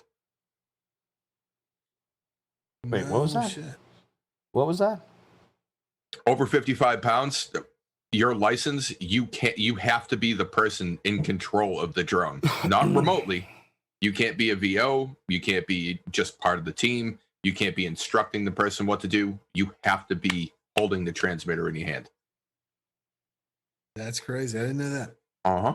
Good to know. Maxell of Access says, someone saying that even if you have a monetized YouTube channel, having your whoop footage can get you in a commercial. Yes and no. Intent. Yeah. That's a really gray one. We've talked about that before. If you're monetizing your YouTube and you're making money with your brand, and your brand is using small FPV drones, they technically could probably try to come after you if you don't have a 107. But at that point, then YouTube should have their 107 because they're also making money off of your content. So it's like YouTube is like a weird spot with that. Yeah. Well, that's where the gray areas come in. But at the end of the day, you're still promoting your brand, making content using these aircraft commercially in their views. So it doesn't change the fact that you're still breaking the rules. Regardless of what YouTube's legality or liabilities are, it's a very. I was gonna say that's gray pretty area. gray because I mean it's very gray. If there is no visual of you flying, how can they prove a thing? If you listen to that one interview with the guy from the FAA, as far as the FAA is concerned, yeah, you're operating commercially. That's as far as they're concerned. Yeah. Now, whether or not you can somehow argue that or fight that is a whole nother thing. And are they going to come after you for flying a whoop? Probably not. But you can be the baddest ass whoop guy in the world. I don't know. I don't think so. I doubt it. I mean, this is where but some of this are they going to come after somebody that's like a baller ass pilot flying something that's like 54 pounds? You know what I mean? Doing the same shit. Yeah. So but again, it's about taxing, man. It's about taxation. Yeah. Really. All right. So to definitively answer the question, any drone being pay used, the fine. What's the use in fining you? Drone being used commercially has to be registered. That's the sentence in a nutshell. The bottom line. Even if it weighs less than 55. But then the gray area that we need to figure out for sure is if you have a fleet of hobby-specific drones that you're not using and you're only flying it, in a hobbyist capacity, whether or not those had to be registered. I would say that, I would lean to having most of my shit, most of my big shit registered independently, and then I'll probably like my 3s and stuff though. No, I'm not gonna I'm gonna register those under one number. I'm never gonna use them commercially. They can argue with me. I'll argue with them. What about? They're not gonna see. What about they're a not gonna. Cinewhoop? I'm not gonna have my Cinewhoop. Yeah, because that. Yeah, but my Cinewhoop's 4-inch. It's I'll probably be carrying bigger camera. Yeah, I don't care about that. But like all my other bullshit, I'm never gonna take that on a shoot. You say that now, but when you're about to go to a remote area, you're gonna take your If shit. I'm really gonna do it, I'll hop online and I'll register this shit real quick and grab a Sharpie. Fuck, fuck it. Shout out paint pens. Shout out Sharpie. I got a P-Touch. I got a P-Touch in my work box, bro. I'll fucking just print out a new label and stick it over top of the old one if I really need to. I got chalk. I mean, it sucks, and I'm not trying to be combative about it, but it's no, it's good. It's that a real know. thing. Yeah. We all need to know what we're doing. I think that's a question that we should try to definitively get an answer on. Because can you designate, as an owner, okay, this, my Cinewhoop, my Insider, my Lifter, my 10 inches. Those are the ones that I'm always that's all I'm ever gonna take out when I'm shooting commercially. And I register each one. And then the rest, what do we do about that? Because Gravy I'm just Johnson, looking at that's a I'm question. looking at my wall. It's like I've got 20 quads on the wall I'd never take to a shoot like that. Right. Maybe 2 of my 5s. But all my other shit, a couple Cinnies and some fucking anything with the word Cinny in it is getting registered. That's what I build it for. I mean, my intent, if I'm doing business, is I'm going to have a couple 5 inches because they're for a use case, right? That's a tool for a use case, and those would be registered for business, for commercial. Yeah. And whatever else I'm using commercially, but I'd have a couple bangers. It'd be nice not to, but whatever. I mean, also you gotta think about it. It's you're flying in some fucking park as a hobbyist. What, are they gonna come up and they're gonna come up and run you right there? I mean, what the fuck? Well, now I will say this: if they're getting rid, let's say we go to legal pot across America, and they've got to let everybody out of prison for their pot crimes, which make up 60% of the population of prisons. So what are they going to do with that? Oh, we got to shove new people in there because we still got to tax. We still got to make that dollar. So what are they going to do? Maybe that's a way. I don't know. Well, they're gonna lock up all the hobbyists. All the hobbyists. Prison's gonna be these nerds, dude. These nerds with Coke bottle glasses, all buff from fucking pressing weights all day. What are you in for? You're not gonna rape me tonight. No tattoo guns. It's all fucking RCs and the fucking. They come asking you, so what you in here for? Oh, I flew a drone. Where did you? The Empire State Building. Oh. To be honest, until I find out, I'm gonna find out. But I got tons of quads that I would never fly anywhere. But when I was just out fucking around in a park somewhere as a hobbyist, I couldn't imagine registering all of them all separately. It just doesn't make sense to me. Yeah, it seems obnoxious. It seems redundant. I'm gonna register all the shit that I carry on my bag every given day. Something you're insuring. You mean bags? I mean, it's safe, Yep. Exactly. It is only might as well. $5, but I mean, I'm not doing all 30 fucking 40 quads. I'm sorry. It's But not happening. you're gonna spend $60 on props. It's $150 Oh. for 30 quads. That ain't too bad. Not too bad. But now, see, but the beauty, right, can you take that registration number if you just crash the quad or you get tired of it and you just sell it? Can you take that number and put it on something else? See, that's a gray area. Yeah, exactly. Well, a hobbyist or 107? As a hobbyist. As a hobbyist, yeah, you could. As a hobbyist, you can put it across everything, like one registration for everything you got. I understand that. But I'm like saying, over 250, but now a 107 pilot, your intent I think is we to need. make I think money. we need to get. We get. Yeah. Well, only when I'm you're actually only- doing that. When you're providing a service, are you making money? When you're providing that service to make money as a commercial, when you're operating commercially, that's the only time you're operating under 107 rules. If you're at the AMA field, you're not fucking there as a 107. You're there as a fucking hobbyist. Right. How do we But differentiate? where does it say it though? If it's not clear, we need to. That's the problem. Yeah, if it's not clear, we need to get clarity. Yeah, and if well, those assholes can't. But that's the thing. It becomes open for whoever's. Are you suspended in the air? Well, the registry. How do you have to describe it when you register it?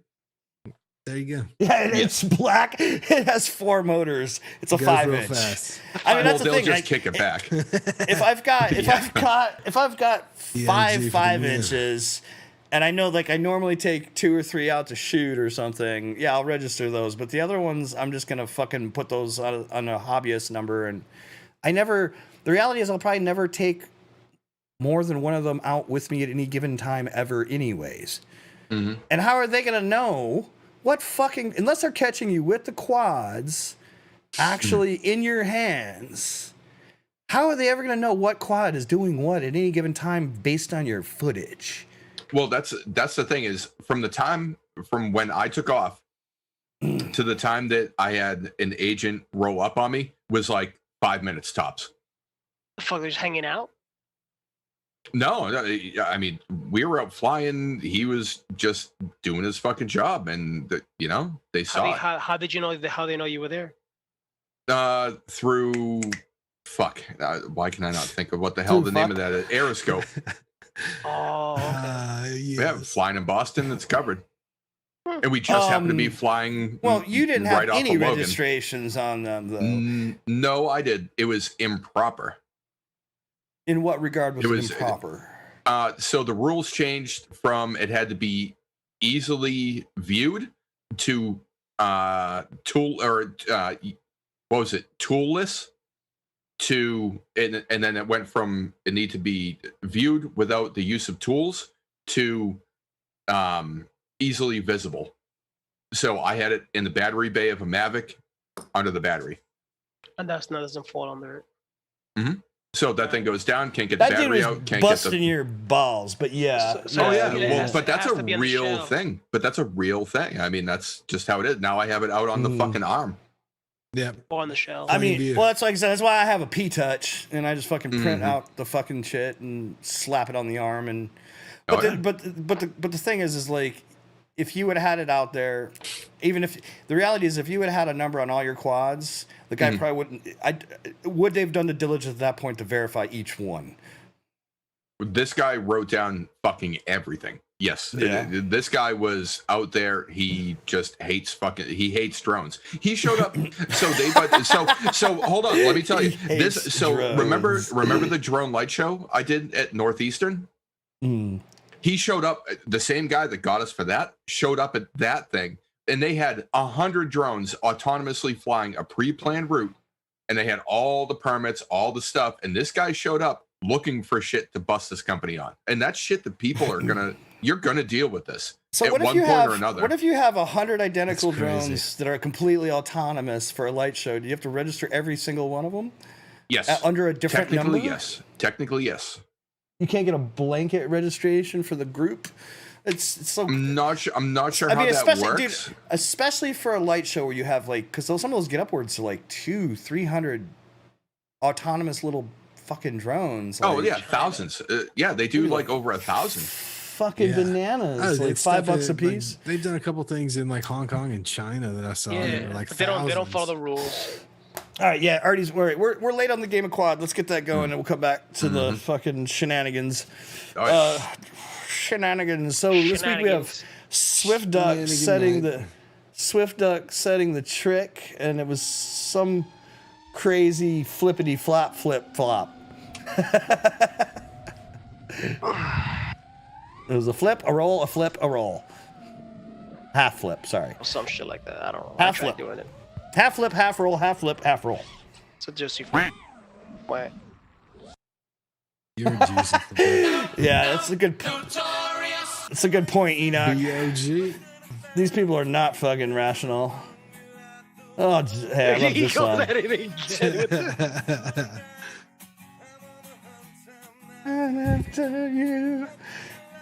We need to like run it through a vocoder one night or something and make it all like. We have to remix it with Risco, Hungry Like the Wolf.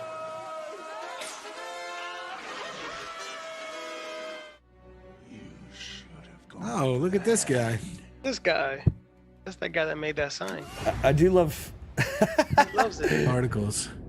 Particles. Like shooting particles all over all the the particles.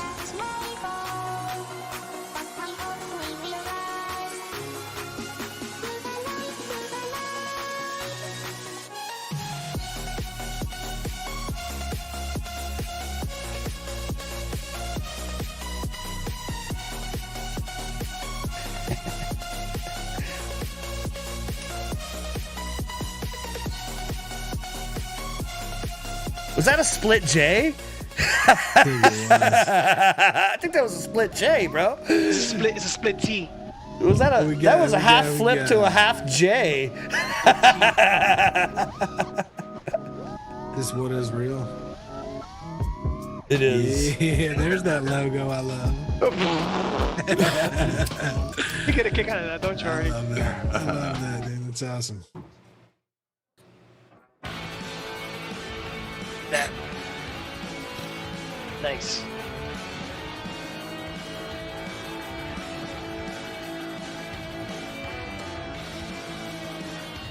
Nice.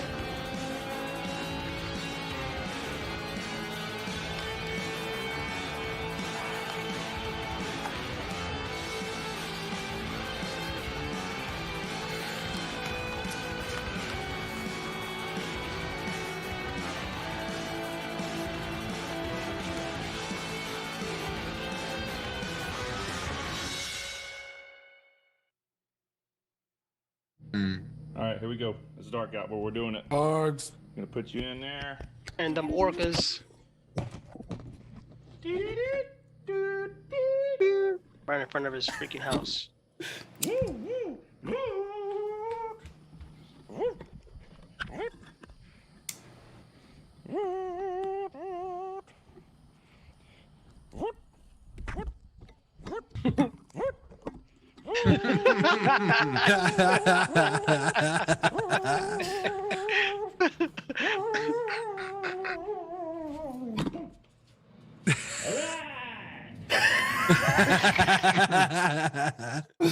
Wow, dude. That was great.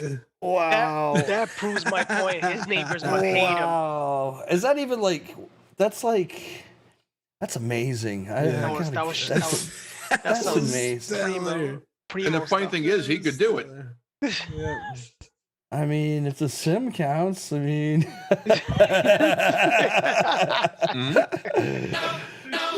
Hey, hold your horses, pal. That was freaking awesome. Do we have numbers up?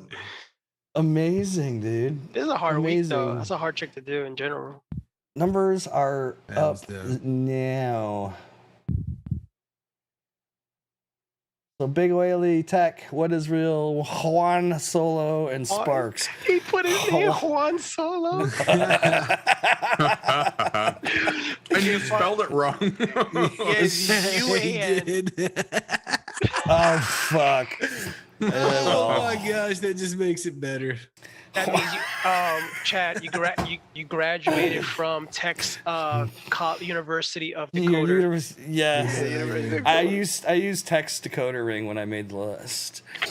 I mean, that's I hilarious. think it's kind of. He said he'll go by Juan. Juan. Oh, what? Is JUAN? Oh, John. That's funny.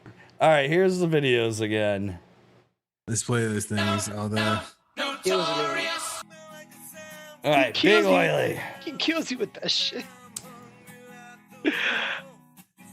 I told him in the chat, if I ever meet him, I swear to God, I'm gonna be singing that as I hug him.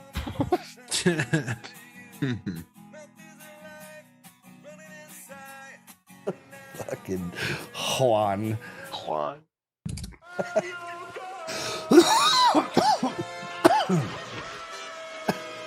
Wow, man.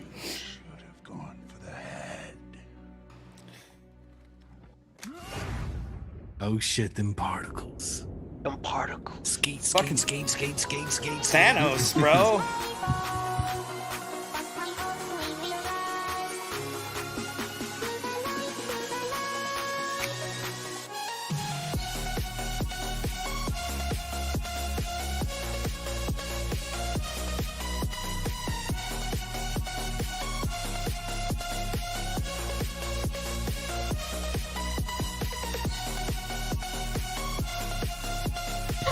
He bought his body for fucking sparks. Yeah, I'm giving it to him. I mean, you kind of have to, dude. I mean, granted, I think there's technically better. Love that logo. I love how he has the audio clip in there and everything. I know, it's good. Funny. It's good. When it's good, it's good. Just because. Just because. I'd say for John Solo. Oh, that was dope. Yeah, that's John. I would have given it to Juan Solo. Juan. For sickest trick, but I mean, come on, wait for it. Wait for it. It's good, dude. Everybody murdered it this week. Hard trick. That's a hard trick. It wasn't hard for the Dark Wizard. He thought it was like a more attainable thing, but I think. All right, here we go. It's dark out, but we're doing he didn't realize that it's a difficult trick. I sound like a micro DC. He has some oscillations so there. He has some oscillations. Yeah, you gotta tune your pins, bro. Your pins is fucked. Yeah, you gotta tune your armpits. A little too much P term on there. AJ Mazdaus, what up, dude?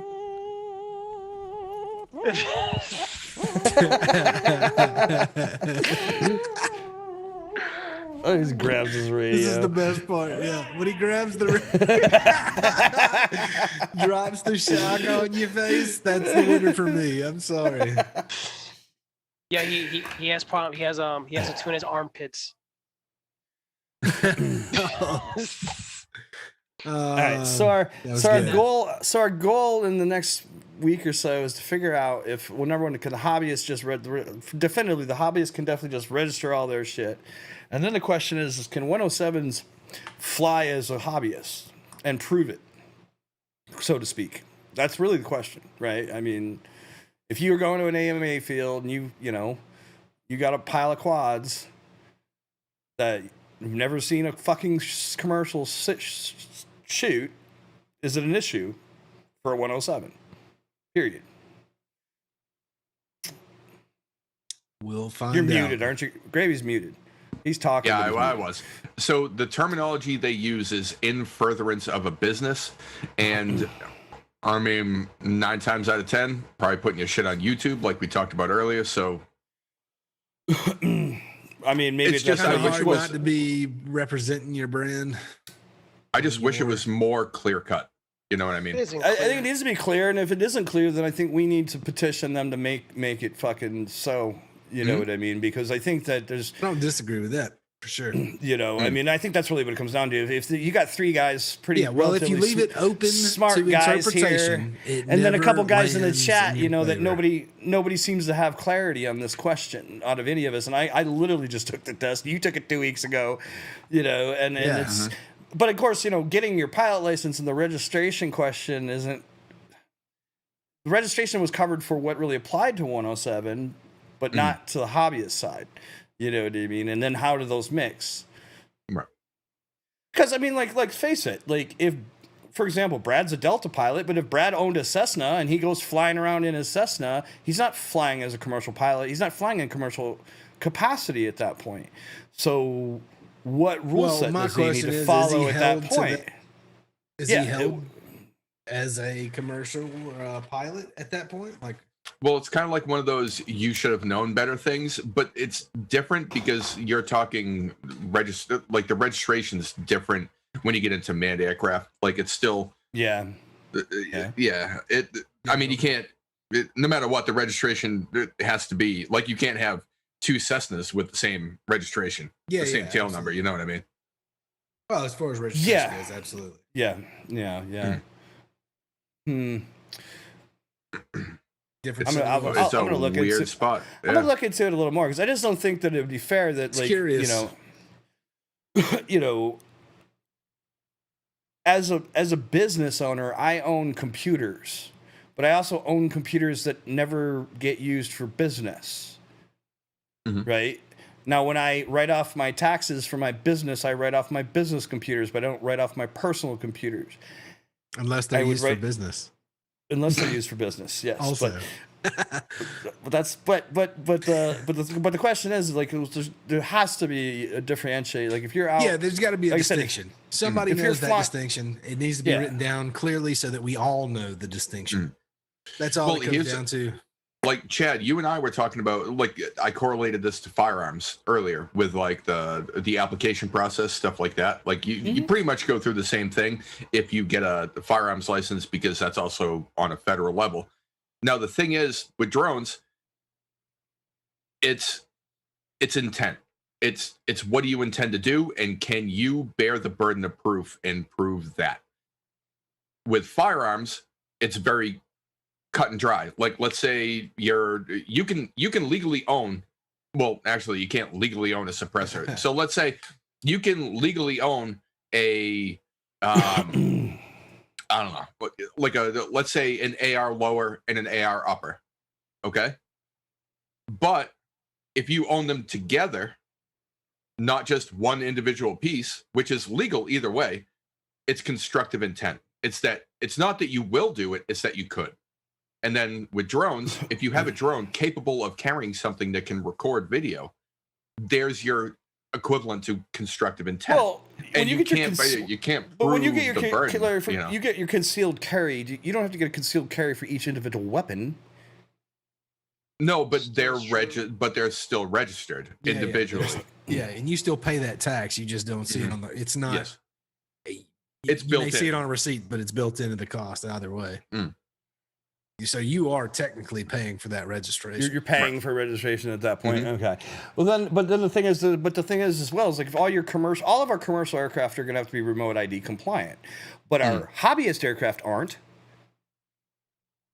Depending on where you're flying. So I wonder though. So if all of my hobbyist aircraft only ever get flown in a spot where remote ID is not required, then there's no way they could ever be used for commercial use because in every commercial application I have to be running remote ID. My question is putting that out. Remember that actual dead cat drone, like the actual drone with the dead cat on it. Yeah. Would that have to be registered? Well, at the time of the video, no. Description of airframe: cat, tabby cat. Cat with tabby about cat with 15 propellers. years old. Lived a good life. Recently deceased. Jesus. Fresh stuff. As a matter of and wash. fact, yo, that's all right. We should all. I think everybody needs to build a dead cat drone and register it just to send the message. Fuck it. We should. That would be hilarious. I mean, we live in New York. We take What a are we dead gonna rat. do? We're gonna tattoo it on the fucking hide.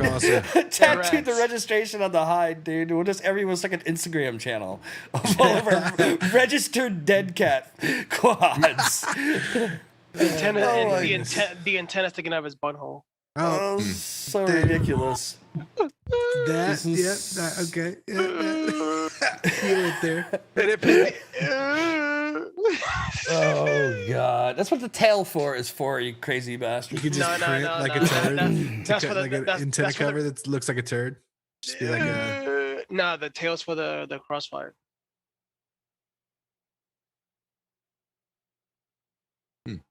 Huh. John sent you a Discord PM.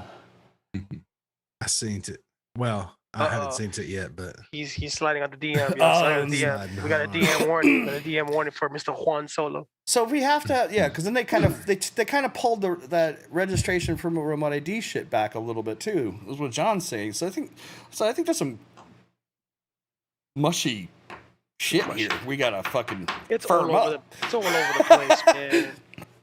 Because the reality is I don't think that, at least if I owned a business and I had X drones and that was my commercial thing, but then I happened to be on the weekends I was at the park with my kid flying as a hobbyist.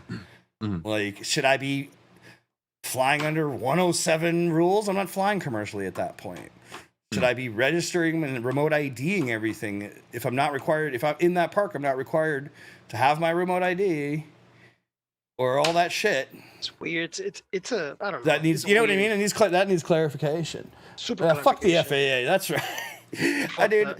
I'm gonna be So docking up building with what a was the dead other cat. shit? So fucking dead cat, red cats. So that Vista shortage is seeming to be diminishing, and now they're starting to show more in stock.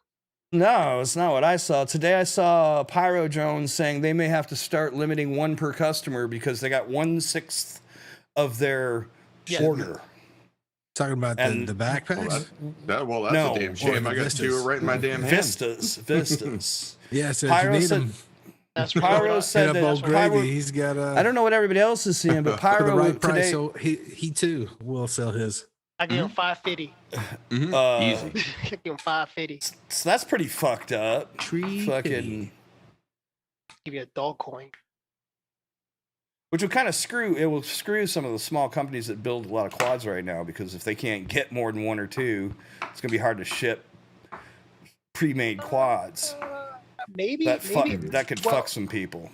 Maybe. No, I don't think it's gonna be that bad. I mean, if it's gonna be the all-in ones, I mean, ready to fly ones, I think they'll have the stock. I think We're not talking about. We're talking about companies like Quad Standards Labs or fucking Drone Co. that builds these quads for people, and if they can only buy a couple at a time from any particular vendor, that could be problematic for their business.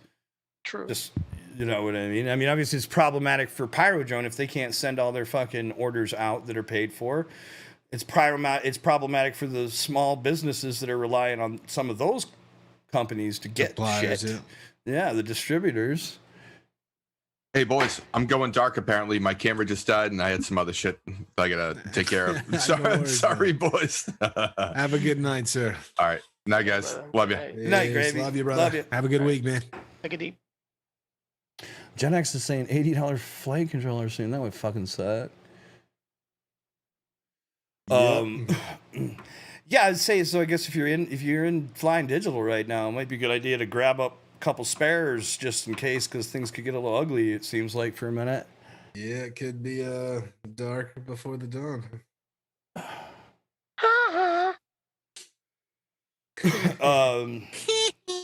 There you go. That's kind of fucked up. I don't know where Did that puts. I haven't seen any shortage for analog VTXs. No, you're good, right? We're good, right? We're good, chat, right? With the analog on the chat, we're good with analog. Hey, guys, in the chat, you guys are good with the analog. Good, digital. I mean, you're fucked.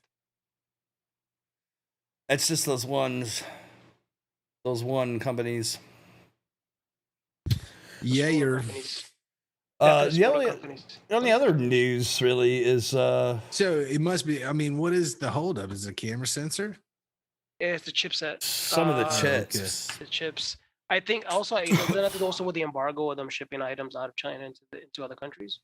Well, it started with DJI getting put on the shit list and not being able to. American companies could no longer sell DJI certain chipsets because of security and whatever other shit capabilities of the chip. Yeah. Yeah. So they were, and as far as I knew, I thought it was all of China, but then I heard at one point it was only maybe certain companies, but as far as I knew, I thought certain chips just couldn't be sold to China.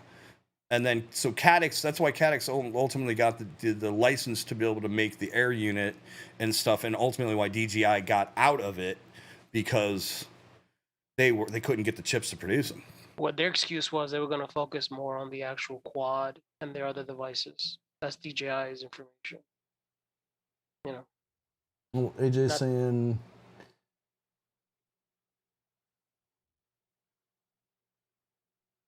AJ's saying it seems to be generally like chips are generally, and then we've been hearing like general kind of like chip shortage in general, because when COVID kicked in, a lot of production slowed down. That's crazy, man. Well, I must have said that I do for a living, so electronics and the components getting rough, and I got to charge $134 in taxes and freight charges. Wow. Oh shit, That's Matty nuts, Blunt's. man. Matty Blunt's in the house. Matty Blunt's in the house. Dab time. We don't have it. We don't have any contest going on right now, right? No contest tonight. All right, Matty, you can go to sleep now. Speaking of which, we can wrap up the game of quad. Let's do it. Who's the winner? Who's the winner? Sparks. By a long shot. Was it? What was the count? Dude, he's got more votes than I think I've ever seen anybody get on this show ever. Person now. Ever. You know what I do need to see? There's 22 people in here, but only 10 likes on the video. Go smash that like button. And if you don't like it, never mind. That's because my stuff wasn't updated. It's actually at 21. Oops. Oh, yes, 22. I just updated mine. All right, for that, I'm going to unlike it. Nice. Oh, yeah, how do you see that? All right, Sparks is the winner for next week's Game of Quad Trick Sweat. At some point, we need to get some props or something to start giving to these fools. Yeah, we need I got plenty of props we can give away. Like, I got V1S for days. Yeah, I got some old gym fan 5x4s. I got some Bonos. Anybody want to win a couple of those? I got some 6x4 5s all day. I'll always take bullnose because I can always use those for the cineas. But other than that, not you. I'm talking about the competitors. We good. We there. Sorry, that was a false. It was a false move on my part. But thanks for the likes, guys. Yes, thank you. We have to do some sponsorship for the Game of Quad. Have a good night. AJ, good night, AJ. Thanks for hanging out. So the only other news that I'm aware of that I didn't really, has anybody downloaded the new Agent M yet from TBS? I did, and mine's not working yet. But that's also probably because I did not update my tracer. So I haven't done it yet. Or my Crossfire. How old is your? How old's your firmware? Because I mean, it's pretty old. Yeah. It's like I don't remember. It's been a month or two since I've updated it. They're like 2.7.3, I think it is. Oh, they're at 2.7 now. I'm at like 2.5 or 2.4. I mean, shit. When 2.5 came out, was at like a 1.9. A couple weeks ago, well, it's longer than that now. Probably about 2 months ago or so. I bricked my Wi-Fi unit in my Crossfire and I had to fucking open it up, pull the Wi-Fi unit. Figure out how to wire up a fucking ESP programmer and fucking reflash it with a a fucking That's pretty awesome. You knew how to do that there. Oh, the fucked up thing is nobody really had there wasn't instructions for this particular model Like there's instructions for the Fusion module for the ESP that's in the Fusion, but not for the one that's in the Crossfire, and it isn't exactly the same, but you can figure it out based on the Fusion stuff. But even for the Fusion instructions, you can make it work. You can make it work. But I had to plug it into the radio. That was the sketchiest part, is because you had to power it, so you had to pull it out of the module, but then plug it into the JR bay to get power from the radio, and then you sent the USB sent the signal over the fucking I/O ports, in and out ports, pins. The goddamn, what are the things called? It's like a TTL programmer. I just can't remember the exact model. But yeah, you need a little USB to serial adapter that then you solder to certain pins on the fucking thing, and then you fire up an app on your PC and fucking hit flash and fucking hope for the best. Yeah, it's kind of like that. Yeah, the FTDI is the one that you need for those specifically. I've got a couple of them. I've got USB ASP, FTDI, and one other weird one. I'm gonna have to need one of these eventually to fucking do an Octopi to do a Raspberry Pi for my printer. The FTDI is so yeah. That's what I had to do for that. But I've been, I've done a lot of testing over the years for TBS on different firmwares and shit, and I'm always running some crazy shit on my shit. I've always got some crazy shit happening firmware wise. Yeah, so I'm usually I'm pretty up to date usually. I'm usually ahead of the curve.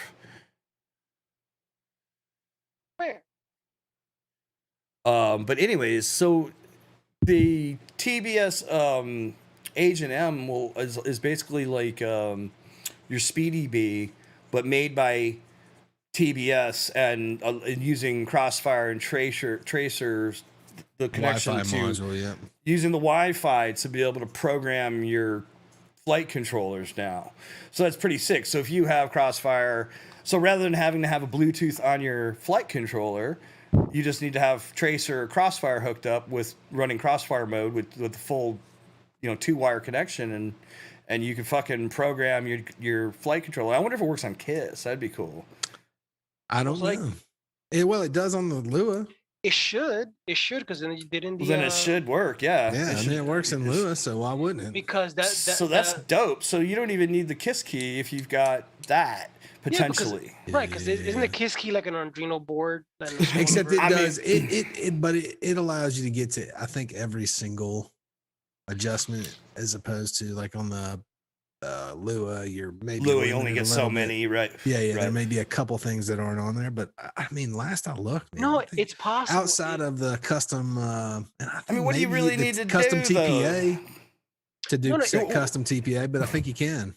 No, you can't, because there was a. You want to change your rates, your TPA, your PIDs, maybe your filter cutoffs or something. You know what I mean? They have also have presets for some filters, so you have a low, medium, high. I just remember you can do that because I know I still have the Lua script on my radio that allows you to change those settings. Yeah. Well, the cool thing about having an iOS or Google phone, I don't think the original Lua that were able to do that, but now they are. I can just, knowing TBS, I can see updates pretty regularly, and fucking, they being able to really keep it current with what's going on. It's pretty fat. Yeah, it's cool. I mean, this is just how it comes up. I don't know. White. This white screen says connect. That's racist. Do that shit. I'm connected to the Wi-Fi right now. I need to download it because my shit should be pretty recent. But I just gotta update that firmware because then not only Rat's talking about FetTech having they have OSD now, but dude, if you're still running analog and you're running Fusion, a separate OSD board for that stupid fucking. Not shit. If you're running Fusion and Crossfire or Tracer, because Fusion can read the telemetry and put it in its own OSD. So I mean, technically speaking, if you're running if you're running V2 KISS and you don't have a Wolf PDB, you can still get your voltage and shit right off your Crossfire into your Fusion, and you don't have to add an OSD to any of those. Or if your OSD chip blows up on your Radix or something, then you don't have to. You can just use the Fusion and still get your voltage and shit. and anybody running TBS. And now you can program your quad off your phone. Yeah, exactly. With the same setup. It's pretty. I mean, it's just like the whole total package. Shit, dog. No, it's the total package. And I wouldn't that. be surprised with the whole TBS, because that's what TBS Cloud is all about. If I have my Crossfire unit, I can change my Fusion module. If my Fusion module, I can change my Crossfire module. If I change my VTX, I can have my Fusion change. I can they all talk to each other and can control each other. That's Now now you get a fucking app, dude. You could be like, when I get to the park today, I want to be on R8. I want all my VTXs and my Fusion and everything to be there, and I want my Crossfire to be on 1 watt because I'm flying a wing. Yeah. Done deal. Let's go. And then just hit go, and the fucking all your shit's like. As soon as you power up, you're good to go. Good to go. Let's go. That's pretty fat. Oh yeah, I gotta change my. I gotta tune my PIDs real quick too. Yeah. So I mean, that's swiping left and right for some PIDs. Pretty sick. You got to be bougie when you tune your quad. So you have to be on the field. You have to be like this, and then when you're done, you have to go. So that's what we gotta get real sassy with it. We have to get Risco to make a wrist flip. Because you know one thing about 1,000 milliwatts. And go. One thing about some of the configurators that we've seen, there's one that I'm not going to mention really, but it's coming. And but I'm not going to mention really. Raceflight and Helio had in their configurators, they had the ability to swap motor directions and things of that nature, and actually reorder your motors using GUIs, just like a fucking wizard, right? Yeah. And you could totally do that with your phone, and there's no reason why that couldn't work as well. Because Big Oil is saying the KISS keychain saved his ass, having to change motor directions. Because you used to have to run BO Hilly and all that bullshit. But see, I never had any problem ever where it permanently did that. It was always just a unplug and plug back in. I know what you're talking about, Big Oily. Well, I've had solder to when I first started, I forgot to check that maybe or something, and went out to the field and forgot I had a motor backwards. I've done that before. And then, but I actually had the KISS Quad Big Oily. So it changed direction on one of the motors when I crashed. I had a battery. No, I flew it. What it was, I flew the pack too low, and the quad just fucking went. It just died because I didn't have OSD at the time, and now I do with my Fusion module and my Crossfire. Dude, the fucking Fusion has got sick telemetry too. Anything that gets sent through telemetry to the radio, you can get in your Fusion. It's pretty rad. I've got actually I use my. Who's got my coupon code, by the way? Anybody? Hold this 10% off. Actually, yesterday I used my quad finder to actually find my quad that fell on the ground, and with the Fusion, and that beeping is annoying. It's super because it trips fast the closer you are to your quad.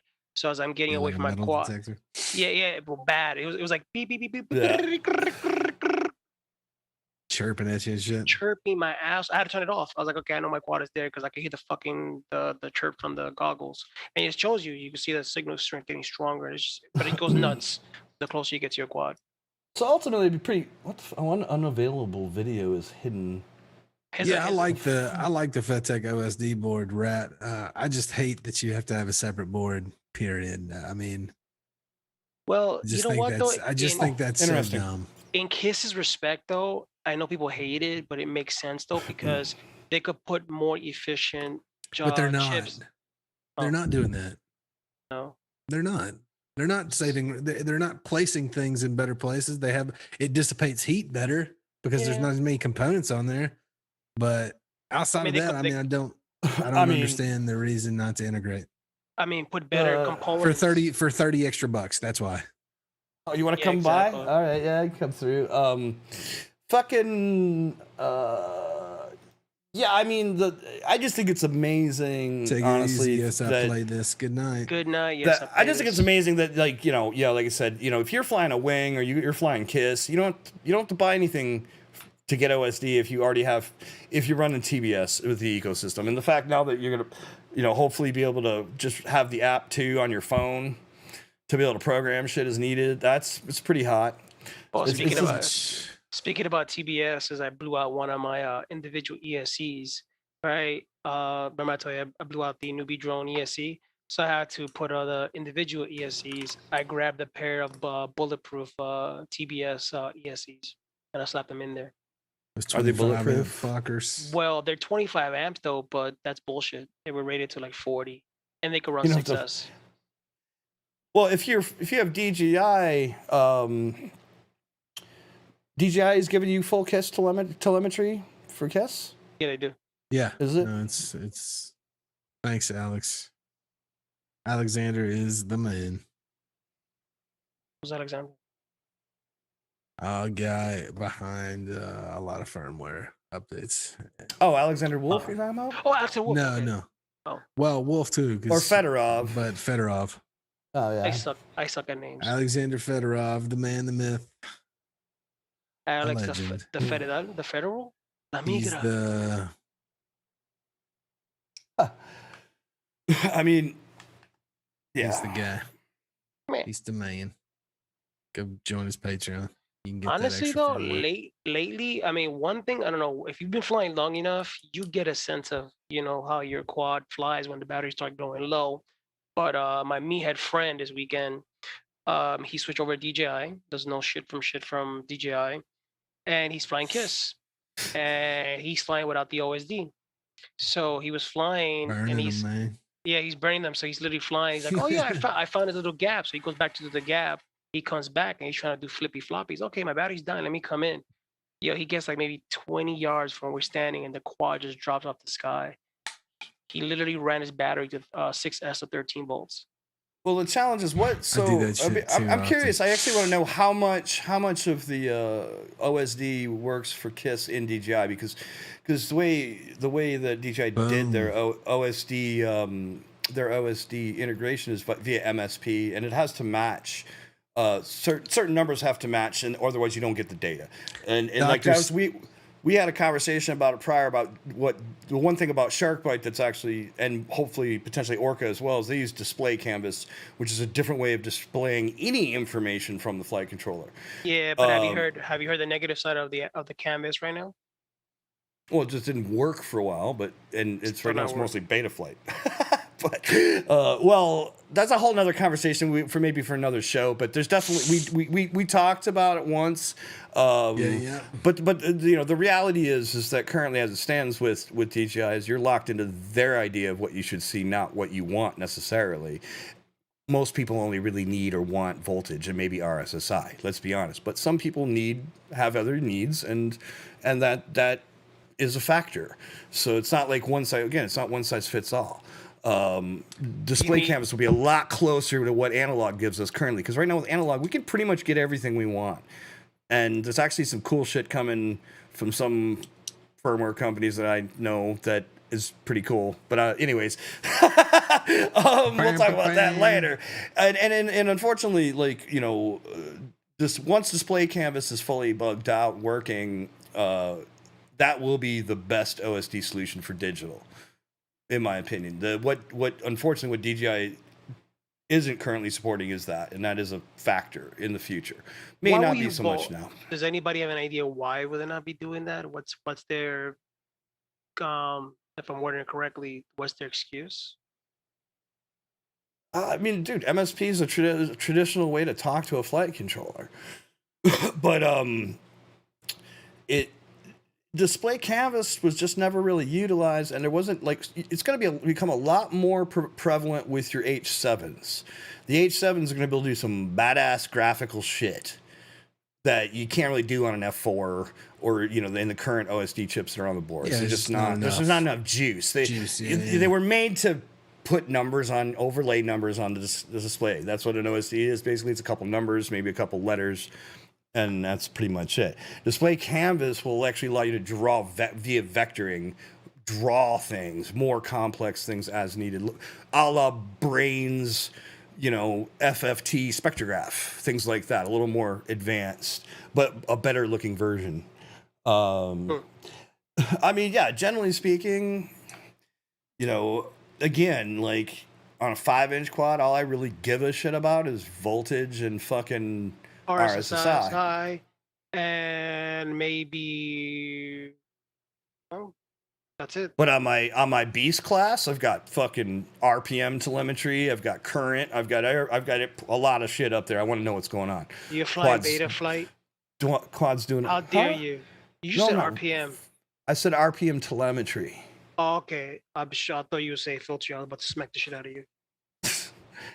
I tried that shit once. Remember, there's a long story about why I don't. That's really you can put it. There's a long story about why I don't. I could have sworn he said filter it. About to go over there and smack the shit out of him. We'll get back into that. Game of quad I can get rid of that. Get rid of that. All right. Oh, that's what it was. Where's that link from? Oh, here it is. You need it. You got it. All right, let me get into some of these here vidges. Some vidges. So we got a B2P exclusive tonight. Ooh.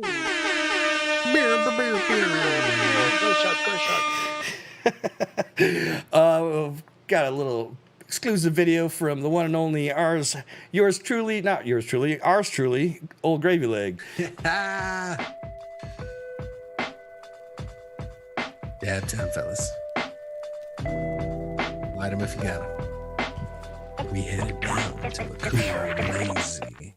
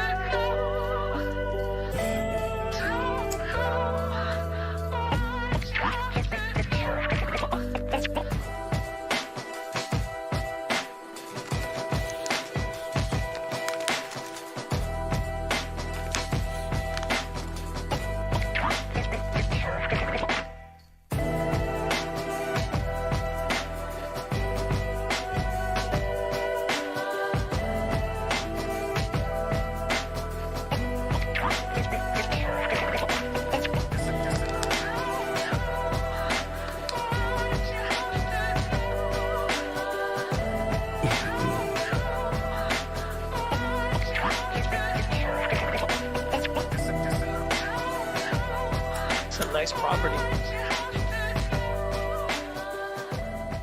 Beautiful property.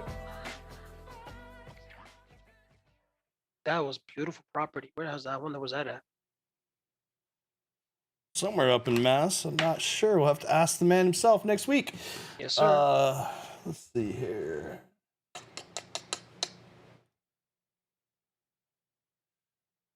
All right. Get into the main playlist here. Every single time I go full screen, it just auto plays. I hate this. I hate the tube sometimes. All right. First up is the one and only E-Rod, yo. Mr. E-Rod.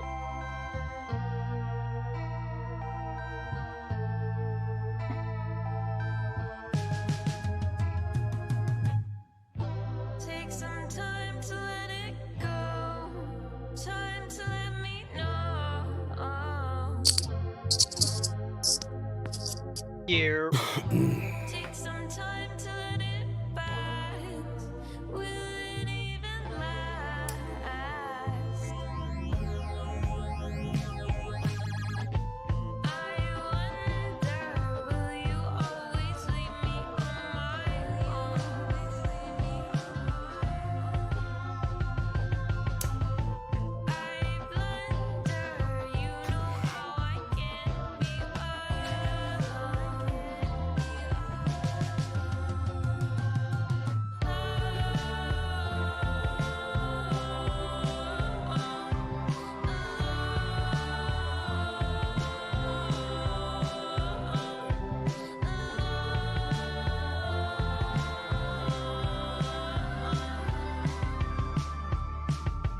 What's up, Joel? How the fuck you doing, bro?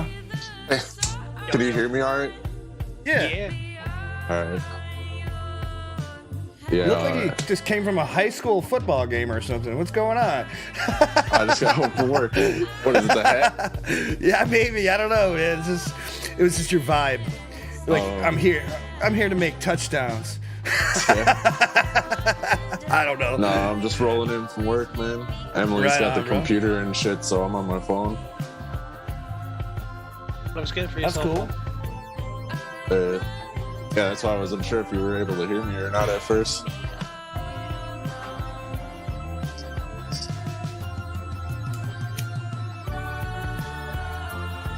This is Yeah, I'm great. pretty excited about this hat, dude. It's that new BQE Hell yeah. robot sweatshop. Ain't that bot grinders line? No. BQE? BQE. Oh yeah, right. He did. Yeah, he mentioned that.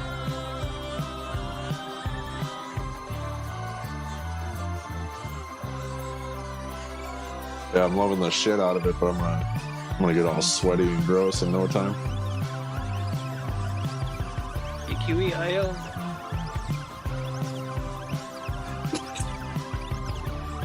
Over here, I had to buy another setup here.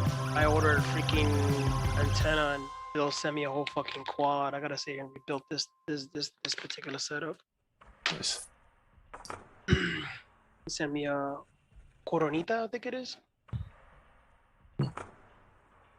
With the Oh yeah. the new canopy on. Shout out to Yeah. Edwin Erod.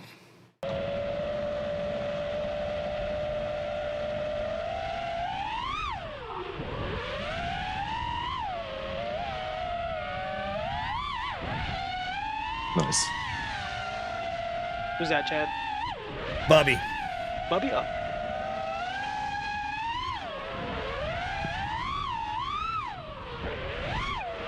What up, homie?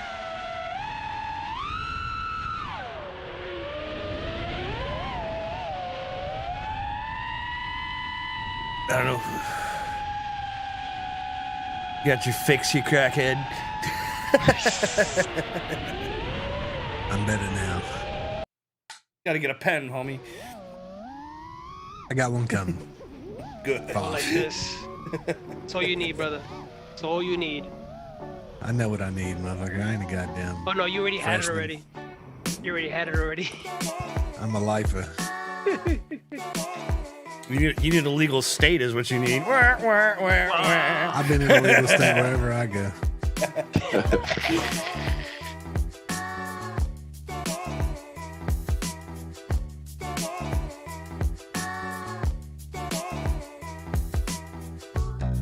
What's this? This track. This is what is real. Yeah. Nice.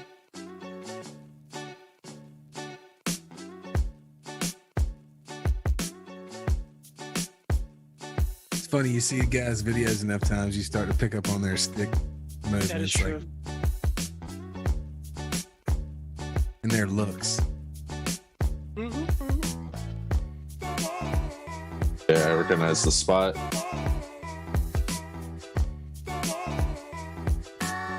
The 6 spot, yeah.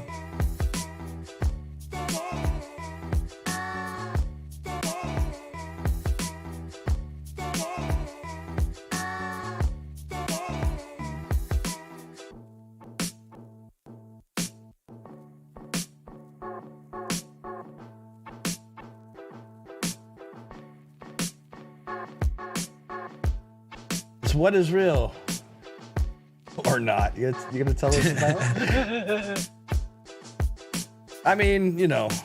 I mean, if there's not any stick footage, did it really happen? Was it really him? We don't know. Yeah, can you prove that this is what is real? I mean, I know the logo, but But what is real? what is real? That was dope. That was real. That was real. You got me. That was real.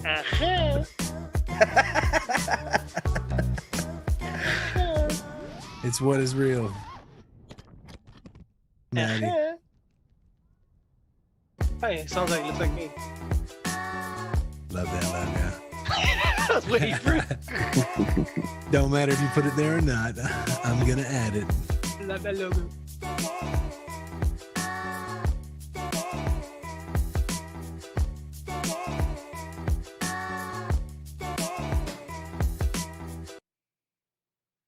But my mind's on that money though. That's the shit that we talking, we been bossing, looking comfortable. Eyes low and I'm Is this that Alabama spot again?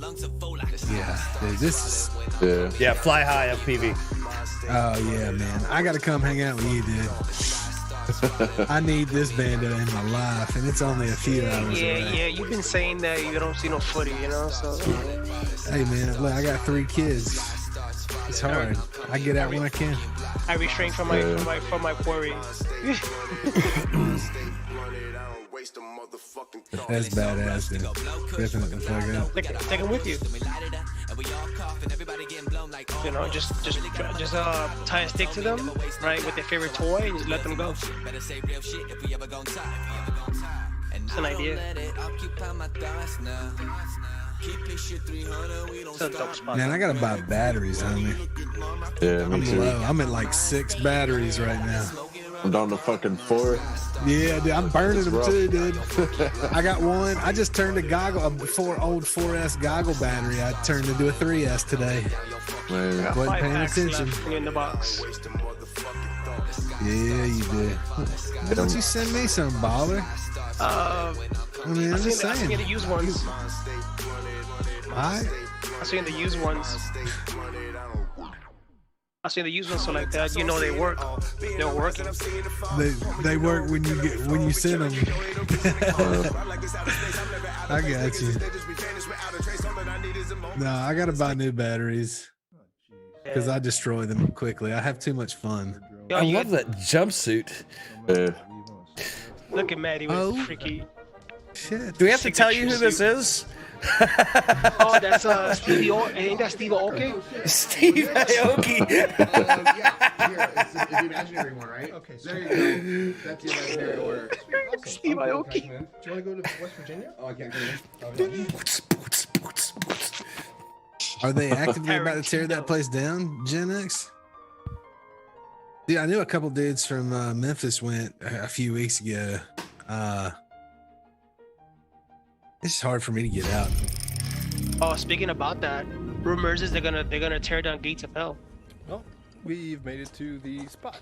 They're gonna tear down the gates too? Yeah, they're gonna tear down Gates. Vacation spot for a couple days. Who dis? And look at this beautiful West Virginia. Look at that Boca. Mountains. This. Maddie Blood's asking who's this? That's Stevie Aoki. Don't you know who he is? It's Maddie Blunt's. No, that's not Maddie Blunt's. Oh, I know damn. Maddie Blunt. That's Stevie Aoki right over there, bro. Hardest working man in FPV. Look at him. Is that cool? Is it too dark? Let's do this. I can't be in front of his house. No, they're in the hills in West Virginia doing some long range. Okay, because I would lose quality. Beautiful. Real quick. Holy shit. Ghost branch splash! Oh shit! Don't put that juju on fucking Don't say that anybody. to him. Don't put that juju on anybody. That's my nightmare every night. You know, like beautiful line and flying around long range, and then you hit. You know what somebody. happened to me? Like, and this happens a lot, but I was flying the 7-inch the other day, chasing those cars, and it was like it never failed, dude. I took the 9 ND first into the ground so many times because I just brought that big ass 6S pack down to fucking 18 volts, 16 volts. Yeah. Just getting warmed up by the time it's done, you know what I'm saying? Yeah, but 6S is a weird animal, man, because when that thing dies, it just dies. Doesn't give you any warnings. Nah, I know exactly when it's gonna die like that, though. That's the thing. It's used to it already. Well, it's just, yeah, I've been using that battery for a while, so I just know it in this particular setup, right? Right. But it's like, it never fails. I'm always like in something cool when it's like, hey, come in, asshole. Come in. I hate that. And I'm like, no. Well, that's what happened to him, and he came down with a 6 volt. Oh, look who Literally, it he fell. is. My boy Dangerous FPV. What's up, Dan? What's up, Dan? This dude swimming sucks did ass. lose a quad in the most crazy office building I've ever seen, and did not come out with it. Unfortunately, he tried for a while. Like crash. Dude, bought the waiters. I mean, he was in deep. No pun intended. Man. Well, those are good to have in the future, I guess. Yeah, but he still got his stuff. He hasn't flown in probably a couple years, but he might have flown a few times, but he still got his stuff. He didn't sell his stuff, so there's hope. If I come back to Georgia, fly. Georgia.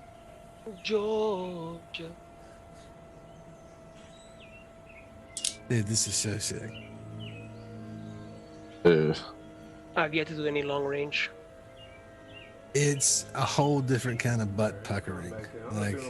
Well, I mean, I fly wings, and if it's I fly well, wings. if you, I mean, you used to not hearing things anymore. Well, that's why you have to have a headphone attached to your VTX. I mean, I fly with audio. I don't know, I did before I get the Orcas. I haven't tried because I heard it. You have to rewire it, I believe. You do? Oh, it's not plug and Yeah, play? it's something. The plug, something about the standard plug is the not. wiring inside of it, Yeah, right? it's like stereo because it's for a mic and.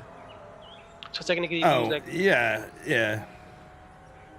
Yeah, I think so. Yeah, you're right. Because I heard that you got like you can put like you put stereo. regular headphones. Yep, if you fly DJI, you don't get audio. So using a stereo. It's using a tip ring sleeve. Yeah. Oh, he was back there.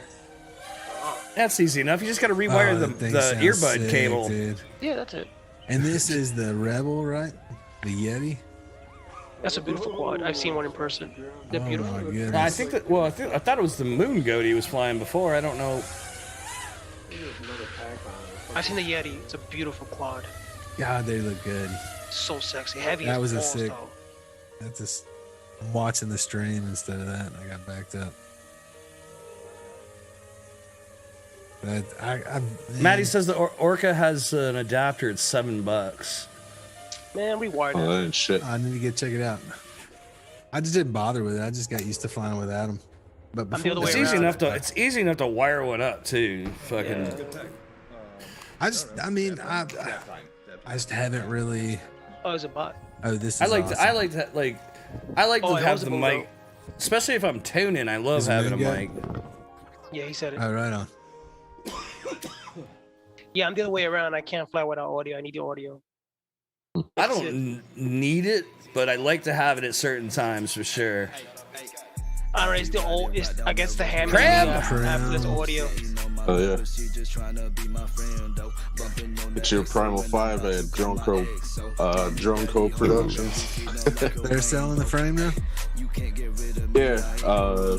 Chris is carrying it. Nice.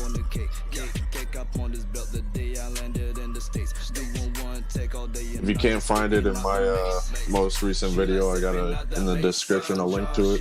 If anybody's interested. Yeah, we'll post it up.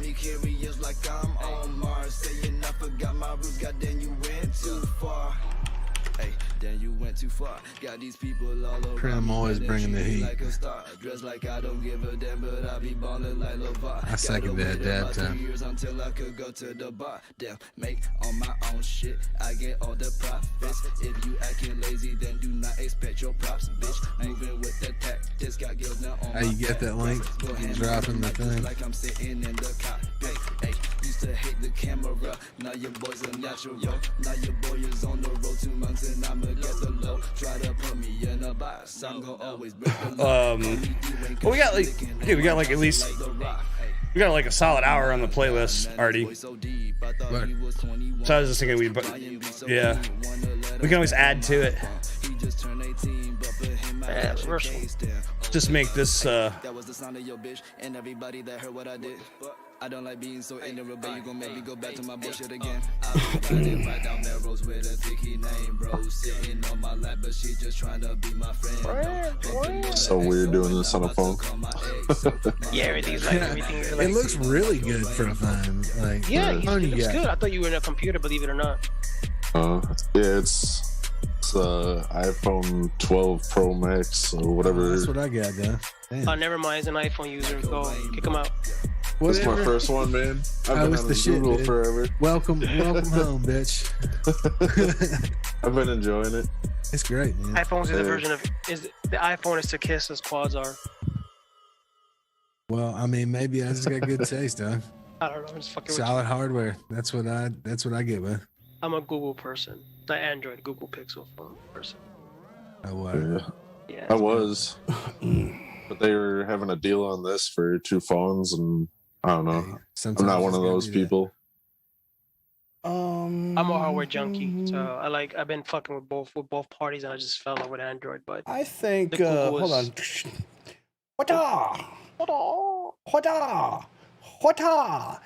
All right.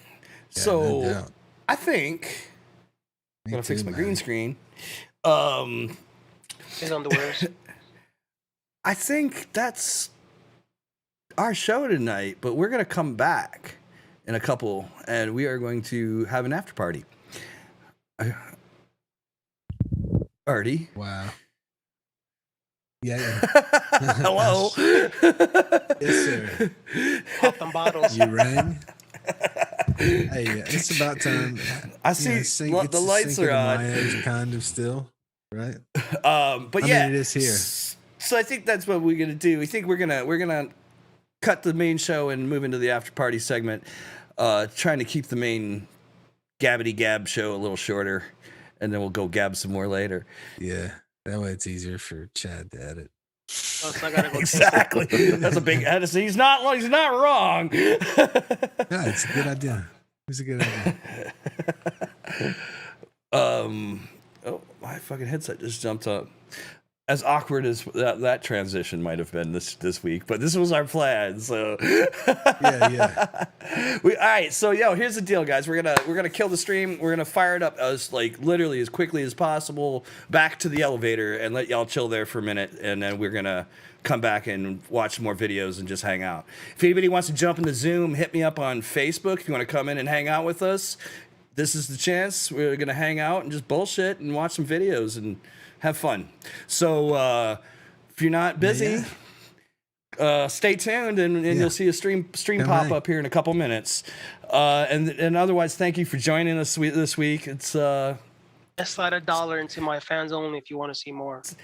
Is that only fans? Only mans. Only men's. Or Only dogs, men's. or cats, or hamsters. I don't know, whatever. Gerbils. He's in. Alrighty then. I'm king of randomness. Where did the thing go? All right, so that was this week's B2P. Thanks for coming and hanging out, y'all. We'll if we don't see you in the after party, we'll see you next week. And if you don't make it to the party, you snooze, you lose. Yeah, switch to Questlove and the dudes. Let's go. You snooze, you motherfucking lose. All right, y'all. Mad love. Bye. Peace. Bye. They're not bye. Just watching Swift Duck. Ooh. There you go. There you go. Swift Duck's diet. Juggalo. From the townhouse to the tenements, cause all my Brooklyn residents, all the heavy regiments, don't believe, hear the evidence. We're Brooklyn. See that? Buy the ticket, all can't believe that. From where they send the tree at to where the Because they go his mom. Sorry, they both fucked it up for each other. That was so funny when they did that. Sword of Omens, give me sight beyond sight.